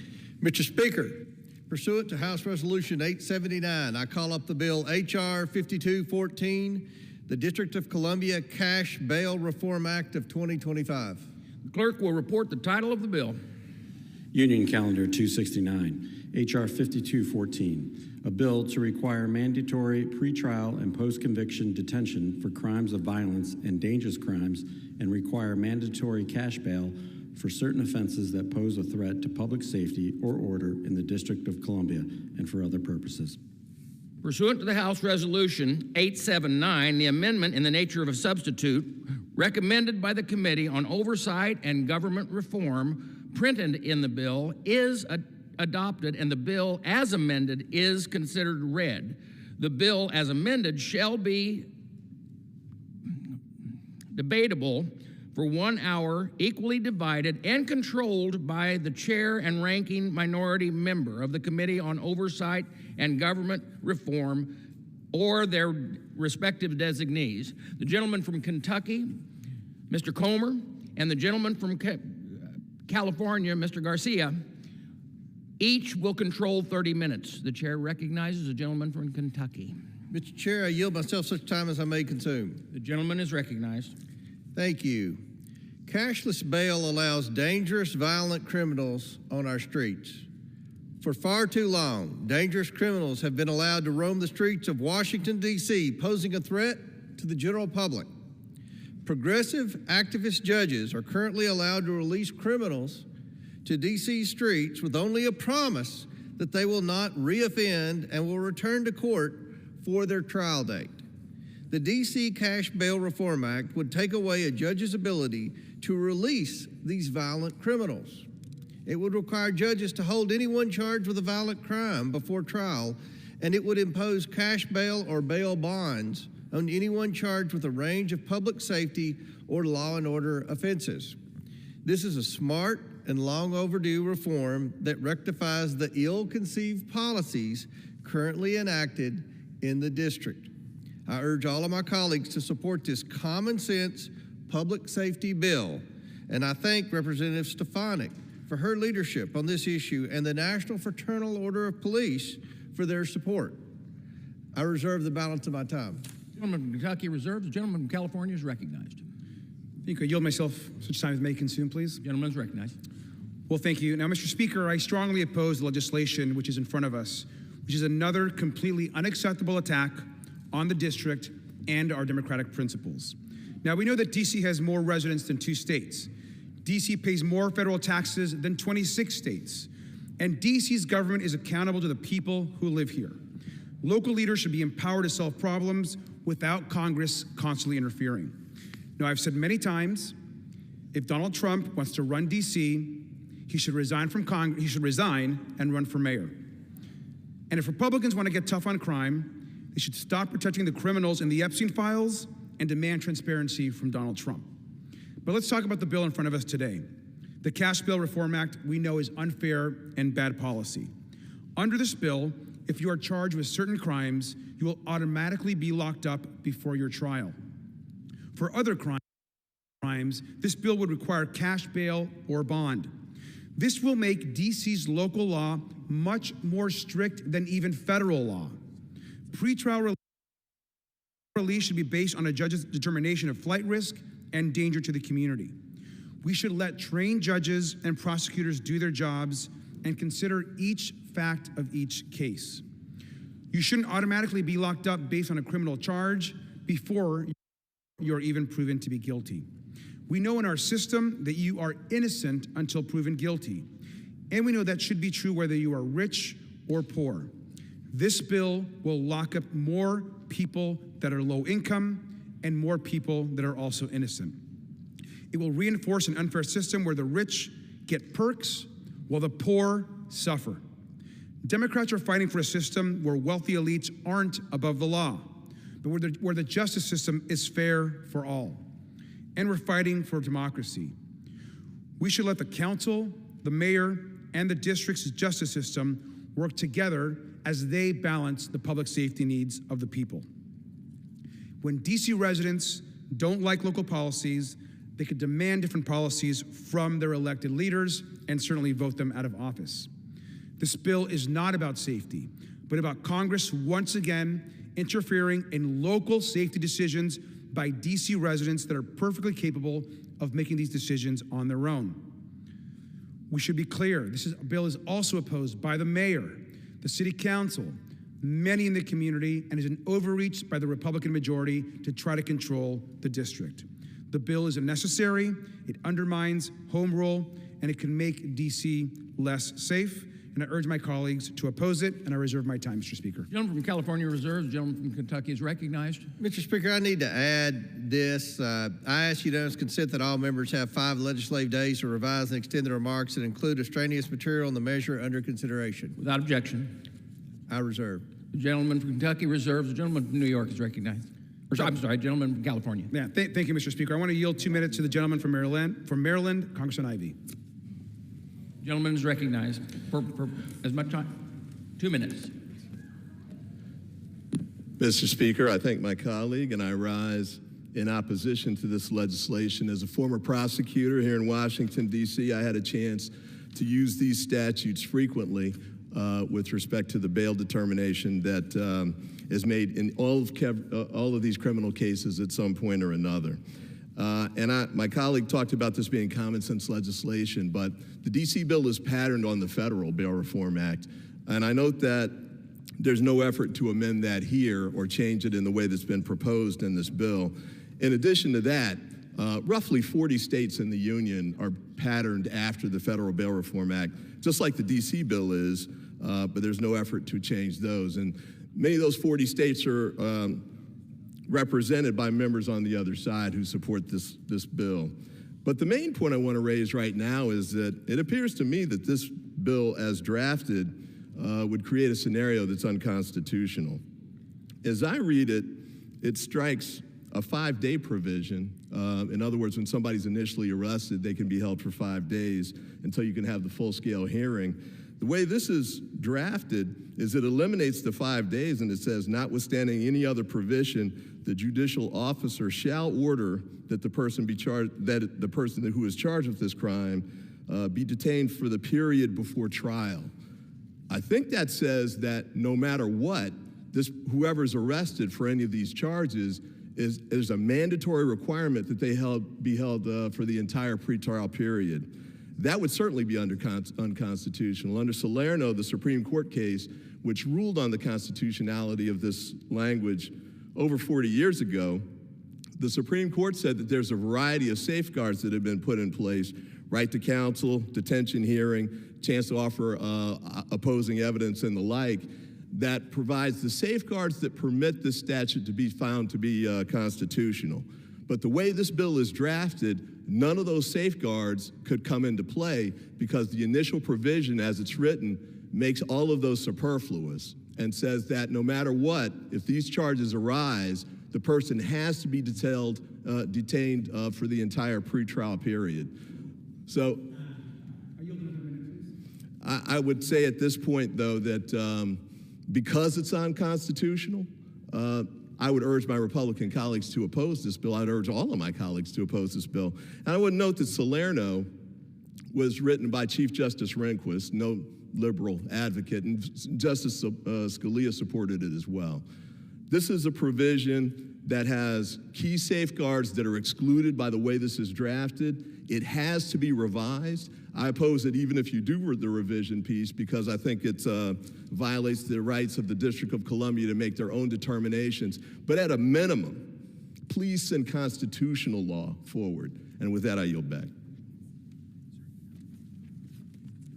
Gentleman reserves. Recognize the gentleman from Kentucky. Reserve. Reserve. Gentleman from California. Thank you, Mr. Speaker. I'd like to yield 7 minutes to the gentlelady from the District of Columbia, Congresswoman Norton. So ordered. I thank the gentleman for yielding to me, and I strongly oppose this bill, which amends the District of Columbia pretrial release and detention law. Last year, violent crime in D.C. was down 35%, reaching an over 30-year low. This year, violent crime in D.C. is down 38% compared with the same period last year. I suspect most of my Republican colleagues do not know that D.C.'s longstanding pretrial release and detention law is substantially the same as the longstanding federal pretrial release and detention law, or that the same well-respected federal agency provides pretrial services for both local and federal trial courts in D.C. This bill requires, in the case of certain crimes, pretrial detention based solely on a charge and financial conditions for pretrial release. However, mandatory pretrial detention based solely on a charge is unconstitutional, and financial conditions for pretrial release criminalize poverty.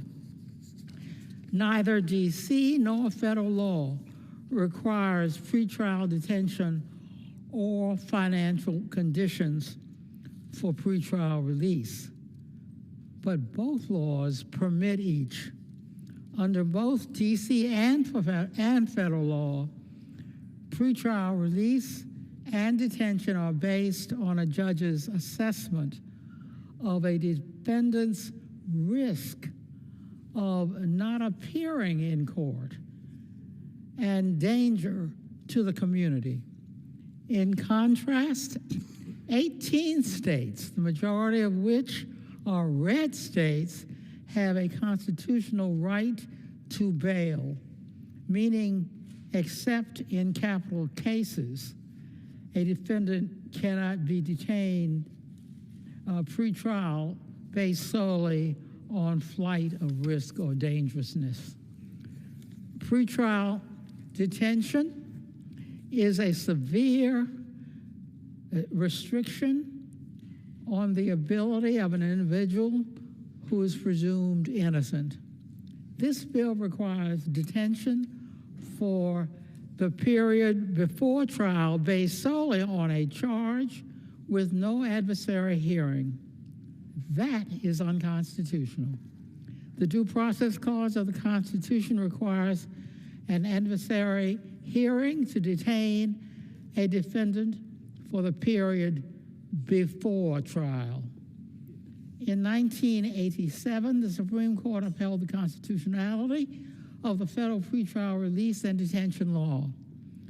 In its ruling, the court stressed the law's procedural protections for defendants. Chief Judge Rehnquist said, in our society, liberty is the norm, and detention prior to trial or without trial is the carefully limited exception. We hold that the provisions for pretrial detention in the Bail Reform Act of 1984 fall within that carefully limited exception.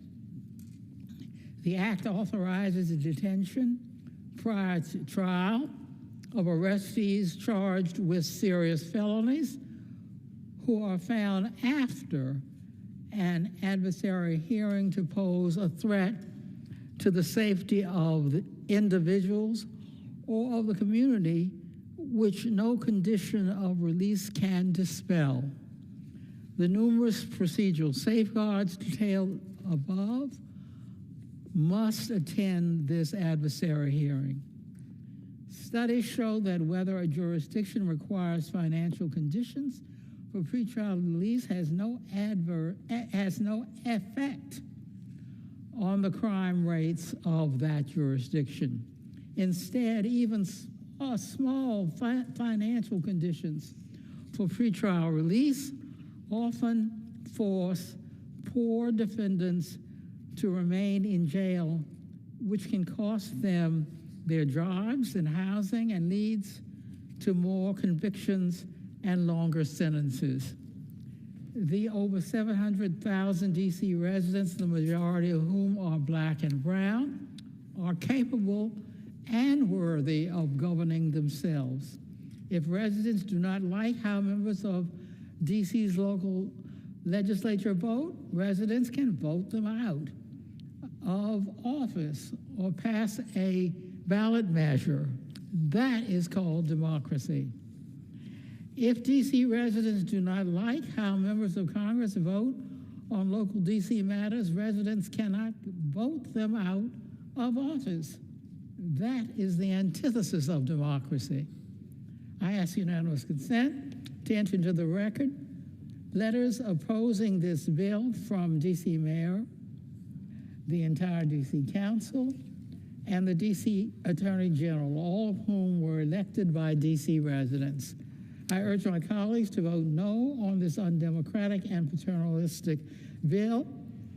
It is long past for Congress to pass the D.C. statehood bill.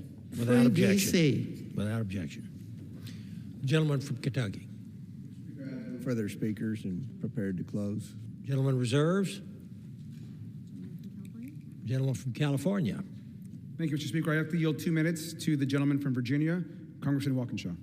Recognized. Mr. Speaker, I rise in opposition to H.R. 5214, which erodes the self-governance of the District of Columbia. 2 months ago, Mr. Speaker, I was a local government official not far from here in Fairfax County. And in the 6 years I spent in that role, I learned that the people best positioned to make decisions about the local policies in their local communities are local leaders after listening to that local community. And my colleagues across the aisle who are advocating for these bills, with due respect, know very little about the District of Columbia, know very little outside of perhaps their walk from their apartment in Navy Yard to this Capitol complex. They don't know the history, the neighborhoods, the communities, the challenges that folks in the district are facing. And while my colleagues espouse the virtues of self-governance, they simultaneously advocate for bills like this that strip self-governance from 700,000 Americans. In 1973, Congress passed the Home Rule Act to grant to the inhabitants of the district powers of local self-government. And this bill is just one of many in this House that erode those powers to help President Trump consolidate power over our nation's capital. Meanwhile, the American people are confronting crisis after crisis that demand action from this Congress. Our national economy is struggling under President Trump's leadership. Tariffs are driving up prices. Looming health care cuts are about to result in skyrocketing premiums for Americans across the nation. In the midst of this, how does the majority choose to spend its time? By meddling in D.C.'s local affairs and further disenfranchising 700,000 tax-paying Americans. I strongly oppose this bill and encourage my colleagues to vote no. I yield back. Gentleman from Kentucky. Thank you, Mr. Speaker. Just to respond to our new colleague here who hasn't worked in Congress very long, this bill passed constitutional muster with the House Legislative Council, CRS, and various outside stakeholders.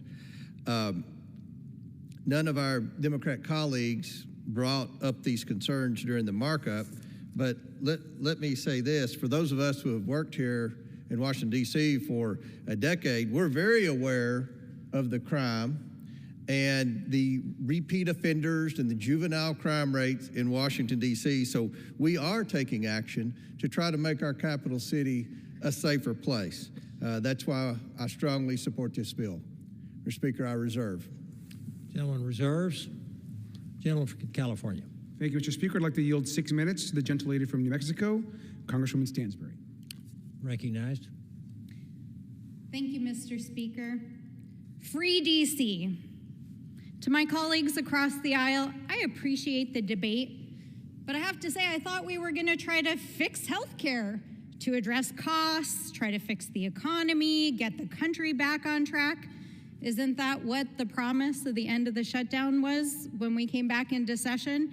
Yet here we are 1 week after the end of the shutdown, after a truly harrowing several days dealing with the Epstein petition. And what are you guys putting on the floor to eat up precious floor time as we're headed into the holidays? Bills to micromanage D.C. affairs, bills to open public lands and tribal sacred sites to oil and gas drilling, and a ridiculous political resolution that I heard your own members last night on the floor talking about, and they called it, quote, stupid and kind of crazy. Their words, not mine, but I don't disagree, so don't get me wrong. So after 54 days at the House of Representatives being shut down, all you guys really seem to have time to do is to run bills like this. And what I find particularly offensive is that on a week that we should be working to address the healthcare crisis in a bipartisan manner, you're trying to pass bills today that would undo local police reforms that our nation's capital put into place after George Floyd's murder to ensure that the people of this city are safe and that the justice system is fair for them. So if it's not clear, I'm a hard no on these bills. Not just because I believe they represent congressional overreach and abuse of power, but because they will harm the people of our nation's capital. And also, and I think this is where the conversation needs to be had, if we actually want to address public safety and actually help the communities across this country who elected us to do this work, we need to be addressing real solutions. Addressing the addiction crisis, investing in behavioral health and addiction recovery programs, investing in diversion and community-based programs that help people who are hurting and living on the edge get back on their feet, investing in our children and pipelines for young people to have lives that they can only dream of, fixing a broken system that makes it difficult for people who are living on the edge to survive, to raise wages, to lower the cost of housing, of food, of energy, and healthcare. And yes, fixing the broken healthcare system that you all said you were going to come back and address. Because these are the systems that are broken and that are hurting our people, and especially in New Mexico. It's not just the cost of healthcare that's going up, but our hospitals and our clinics and our providers who are struggling to make sure that they can stay afloat, especially after the big ugly bill gutted and promised to take $1.5 trillion out of the public health care system. It's why I've been working to champion bipartisan health care and health solutions like bills to invest in urban, rural, and tribal health care, invest in congressional funds for building clinics, sponsoring legislation to address the fentanyl crisis, to recruit and train more nurses and healthcare professionals, to recruit more counselors to fix the Medicaid and Medicare system, to expand telehealth and broadband, and yes, to finally put this country on a track to universal health care. Because I believe that health care is a human right. I believe that access to food, water, and shelter and safety is a human right. I believe that justice and freedom and access to the criminal justice system is a human right. And I believe that basic dignity is a human right, which is why I implore my colleagues, stop with these divisive political tactics every day and these bills attacking our communities, and focus on the issues that matter, that the American people are asking us to, because that's why we were elected. And real lives are on the line. So let's get back to work on real issues. Stop attacking Washington, D.C., stop attacking our public lands, and stop attacking the basic dignity and human decency of our communities. And with that, I yield back.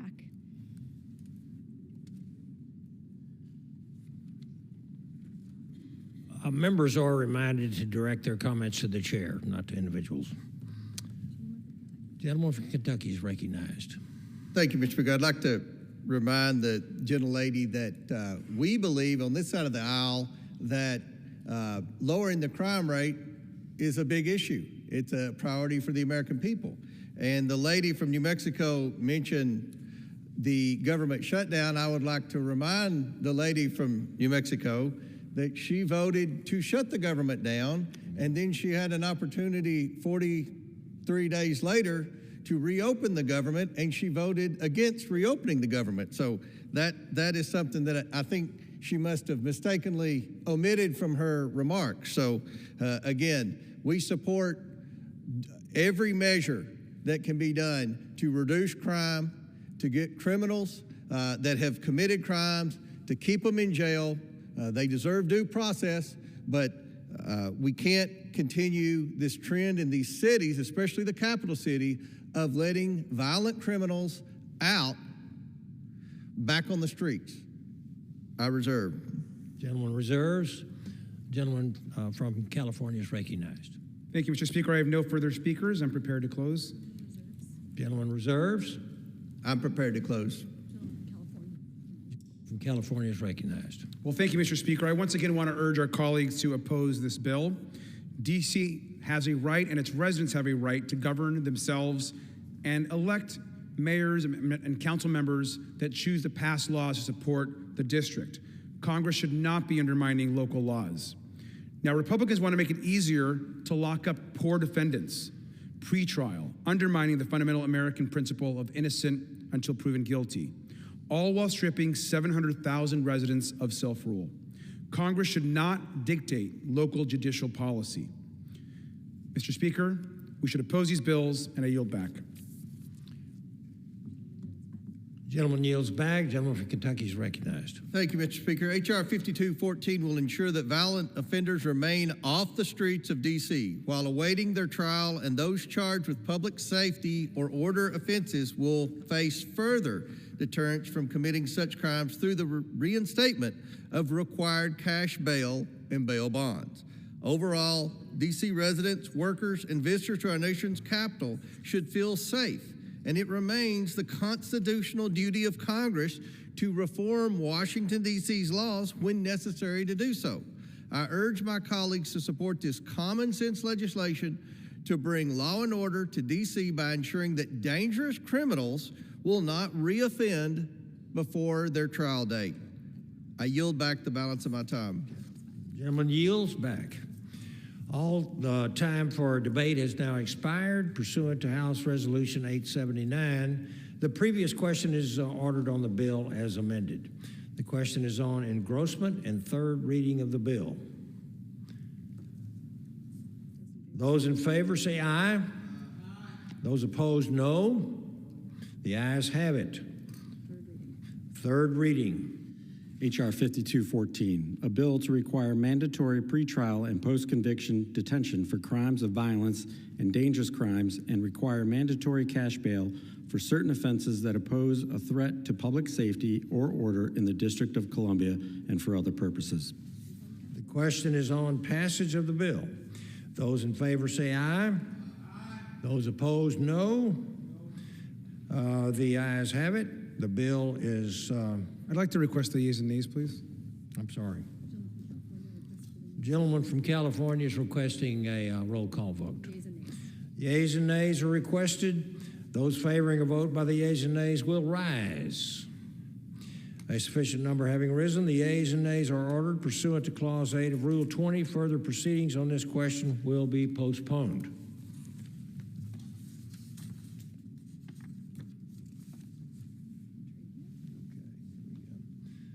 For what purpose does the gentleman from Kentucky seek recognition? Mr. Speaker, pursuant to House Resolution 879, I call up the bill H.R. 5107, Common Sense Law Enforcement and Accountability Now in D.C. Act of 2025. The clerk will report the title of the bill. Union Calendar number 271, H.R. 5107, a bill to repeal the Comprehensive Policing and Justice Reform Amendment Act of 2022 enacted by the District of Columbia Council. Pursuant to House Resolution 879, the amendment in the nature of a substitute recommended by the Committee on Oversight and Government Reform printed in the bill is adopted, and the bill as amended is considered read. The bill as amended shall be debatable for 1 hour, equally divided and controlled by the chair and ranking minority member of the Committee on Oversight and Government Reform or their respective designees. The gentleman from Kentucky, Mr. Comer, and the gentleman from California, Mr. Garcia, will control 30 minutes each. The chair now recognizes the gentleman from Kentucky. Mr. Speaker, I ask unanimous consent that all members have 5 legislative days to revise and extend their remarks and include extraneous material on the measure under consideration. Without objection. Mr. Speaker, I yield myself such time as I may consume. Gentleman's recognized. Thank you, Mr. Speaker. I support the Clean D.C. Act, which repeals the majority of D.C.'s so-called Comprehensive Policing and Justice Reform Act of 2022. By repealing this anti-police law, we will make our nation's capital safer. We will also restore the integrity of and faith in the law enforcement of the District of Columbia. For instance, this law stripped law enforcement officers of many tools needed to execute their duties safely and without fear of retribution, as well as limited their options in situations of life or death. It also created new opportunities for anti-police activists to harass law enforcement officers and added many undue burdens and requirements to officers in the D.C. Metropolitan Police Department. In 2023, Both the House and Senate sought to nullify this law by passing a joint resolution of disapproval. Unfortunately, this resolution was vetoed by then President Biden. The Clean D.C. Act would largely repeal D.C.'s anti-police law and ensure law enforcement officers have the tools to keep visitors and residents safe. D.C. law enforcement officers who put their lives on the line every day for our community must have the capabilities to do their jobs as they are trained to do. By addressing the retention and recruitment crisis gripping D.C.'s Metropolitan Police Department, Congress can do its part in helping boost the number of crime fighters this city desperately needs to keep violent criminals off the streets. I want to thank Representative Andrew Clyde from Georgia for leading this effort, this Congress, and I encourage my colleagues to join me in supporting this legislation. I reserve the balance of my time. Gentleman reserves. The gentleman from California is recognized. Well, thank you, Mr. Speaker. I stand tonight to strongly oppose this bill, which repeals common sense criminal justice reforms that were passed by D.C.'s elected representatives in the wake of George Floyd and the Black Lives Matter movement. Now, we know that cities and communities all over the country passed similar reforms to increase trust, accountability, and safety. In D.C., these measures increased accountability for bad apples, with independent civilian oversight, clean disciplinary process, and mandatory reporting for overuse of force incidents. It also prohibited the hiring of officers with prior misconduct, and it prohibited chokeholds. They improved training for officers. The mayor and the council and the community all worked together to pass a series of reforms and laws, work they were proud of. They empowered the chief of police to lead the police department and do it the right way. The bill repeals all of that. It would damage the trust between the DC police and the communities they protect and serve. We know communities are safer when residents feel safe calling 911, when they feel safe working with the police. We know policies like de-escalation, expanding body-worn cameras, and improving safety should not move backwards. This bill is opposed by DC residents. It's opposed by the mayor of DC. It's opposed by the DC City Council. And it's opposed by DC's member of Congress. This is part of my Republican colleagues' continued obsession with acting as a super city council for the District of Columbia. Now, DC again has more residents than 2 states. DC taxpayers pay federal taxes. DC as a whole contributes more federal taxes than 26 other states. DC's government should be allowed to govern themselves, to hold local leaders accountable, to elect their own leadership, and to solve problems without Congress consistently interfering. We should and should continue always to support DC and their ability to govern themselves. Congress should focus on national issues and let the residents of DC and their local representatives govern the district. I urge my colleagues to oppose this bill, and I reserve my time. Gentleman reserves.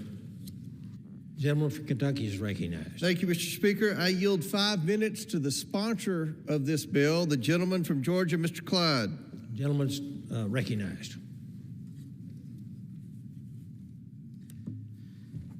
I thank the gentleman for yielding. Mr. Speaker, I rise today in support of my legislation, H.R. 5107, the Common Sense Law Enforcement and Accountability Now in D.C. Act, or affectionately known as the Clean D.C. Act for short, because that's what it is intended to do, and that is to clean up the city of Washington, D.C. My legislation, co-led with Senator Ted Cruz, repeals the anti-police provisions of the D.C. Council's so-called Comprehensive Policing and Justice Reform Emergency Amendment Act of 2022. If it's one thing that act doesn't do, it's create more justice. It creates injustice. The Clean D.C. Act is essential to restoring public safety in our nation's capital. For far too long, Washington, D.C., a city meant to embody freedom and prosperity, has been overwhelmed by violent crime. As millions of people visit D.C. every year, it is imperative that our nation's capital is safe for all residents and visitors. Yet in recent years, this simply has not been the case. In 2024, D.C.'s homicide rate exceeded 27 homicides per 100,000 residents, higher than that of any state. and nearly 3 times that of Islamabad, Pakistan, and 18 times that of communist-run Havana, Cuba. That same year, the city recorded nearly 30,000 crimes, including thousands of violent offenses, robberies, and car thefts.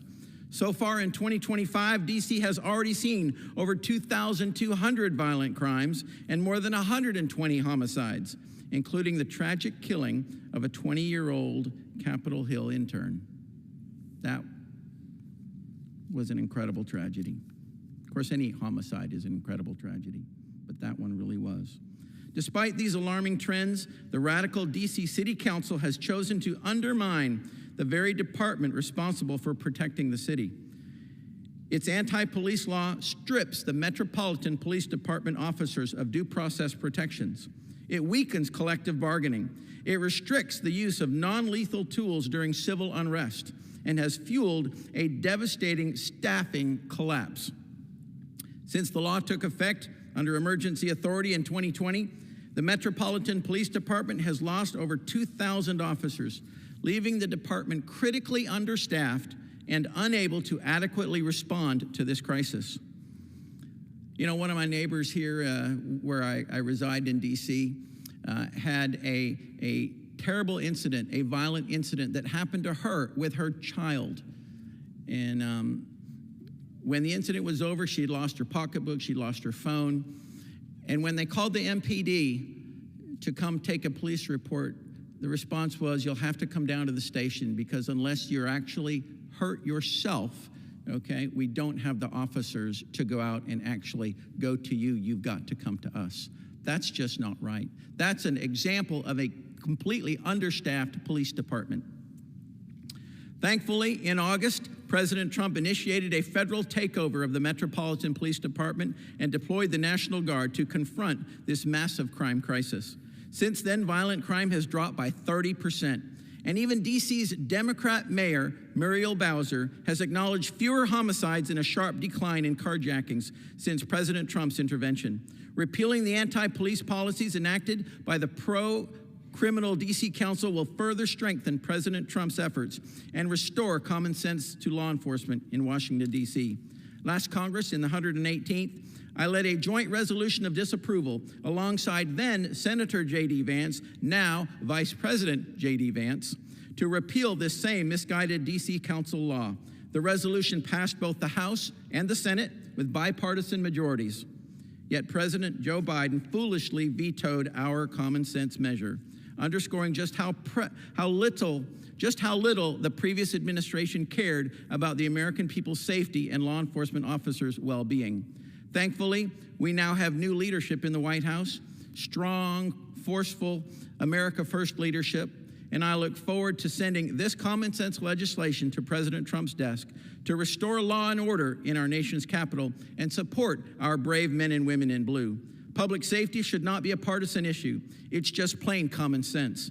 I urge all my colleagues to support H.R. 5107 so we can codify the progress we've made under the Trump administration and transform D.C. from a crime-ridden capital into a safe, free, and thriving city. And with that, I yield back. The gentleman from Kentucky is recognized. Reserve. Gentleman reserves. Gentleman from California is recognized. Thank you, Mr. Speaker. I'd like to yield 7 minutes to the gentlelady from the District of Columbia, Congresswoman Norton. The gentlewoman is recognized.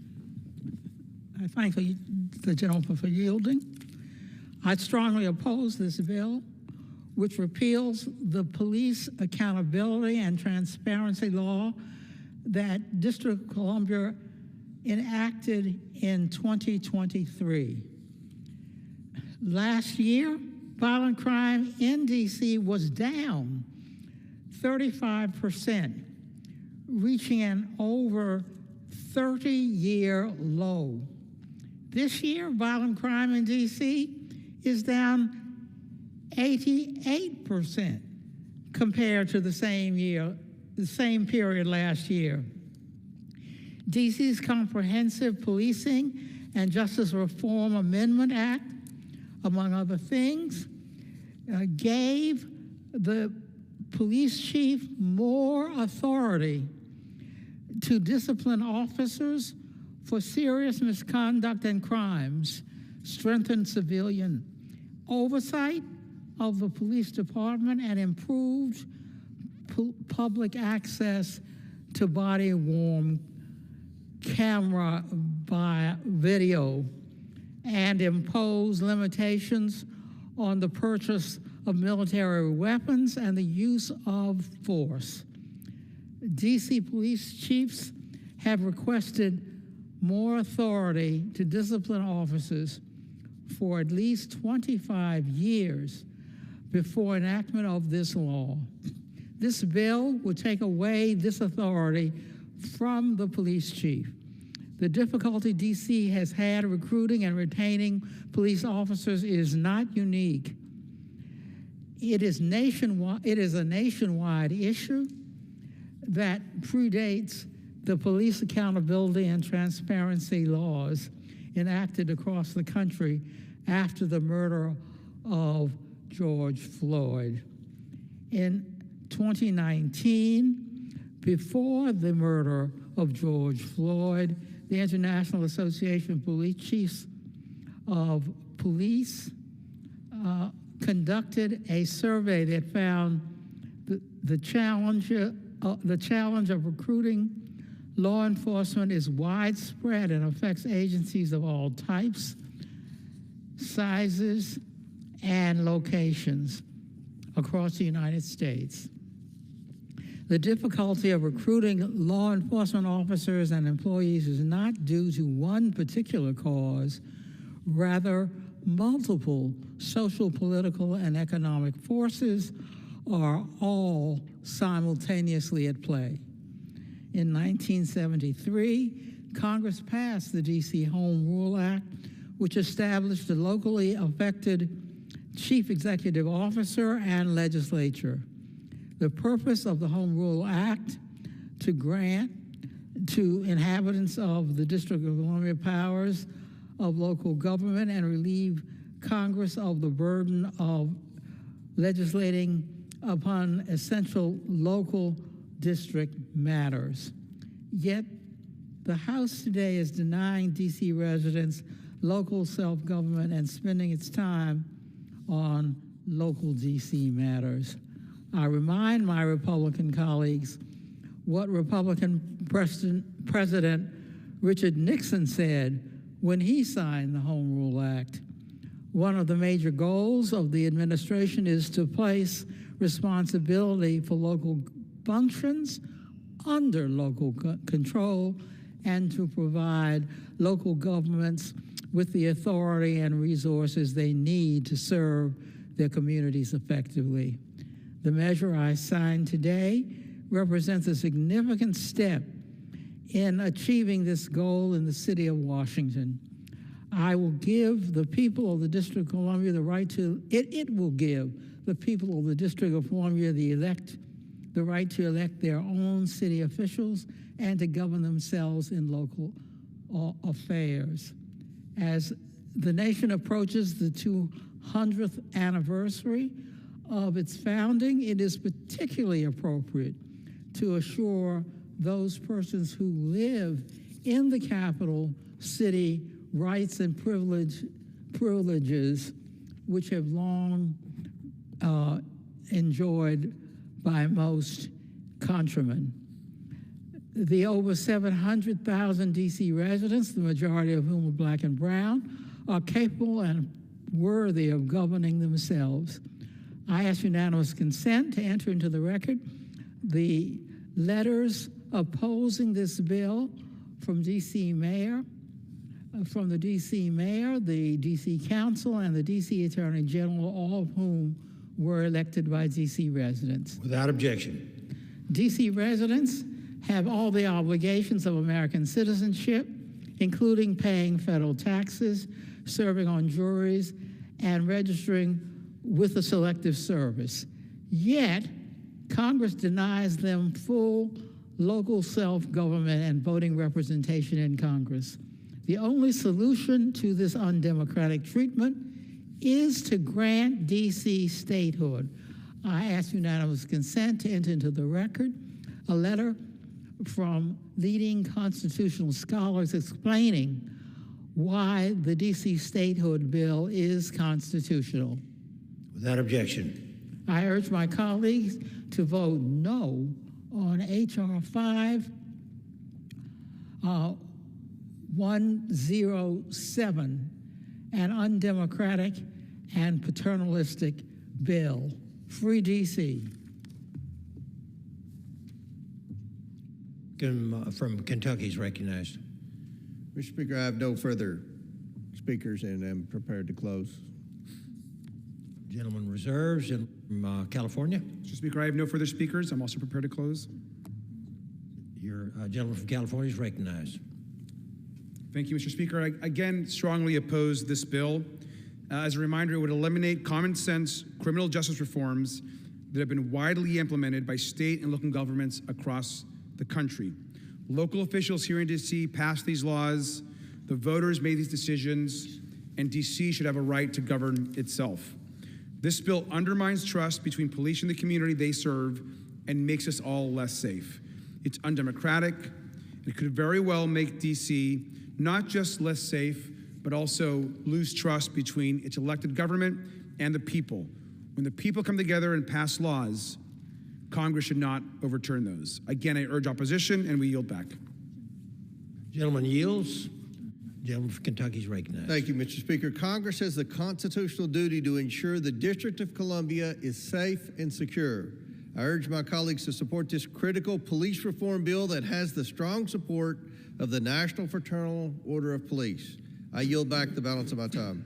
Gentleman yields. All time for debate has expired. Pursuant to House Resolution 879, the previous question is ordered on the bill as amended.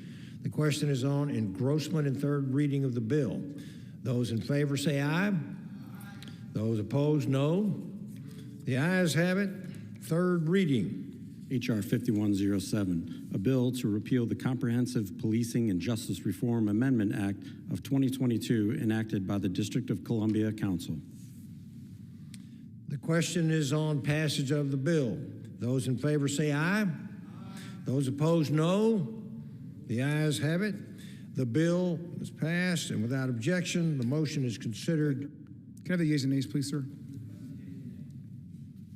Gentleman has requested the yeas and nays. Those in favor, or those favoring a vote by the yeas and nays will rise. A sufficient number having risen, the yeas and nays are ordered. Pursuant to Clause 8 of Rule 20, further proceedings on this question will be postponed. Clause 12A of Rule 1, the chair declares the House in recess, subject to the call of the chair.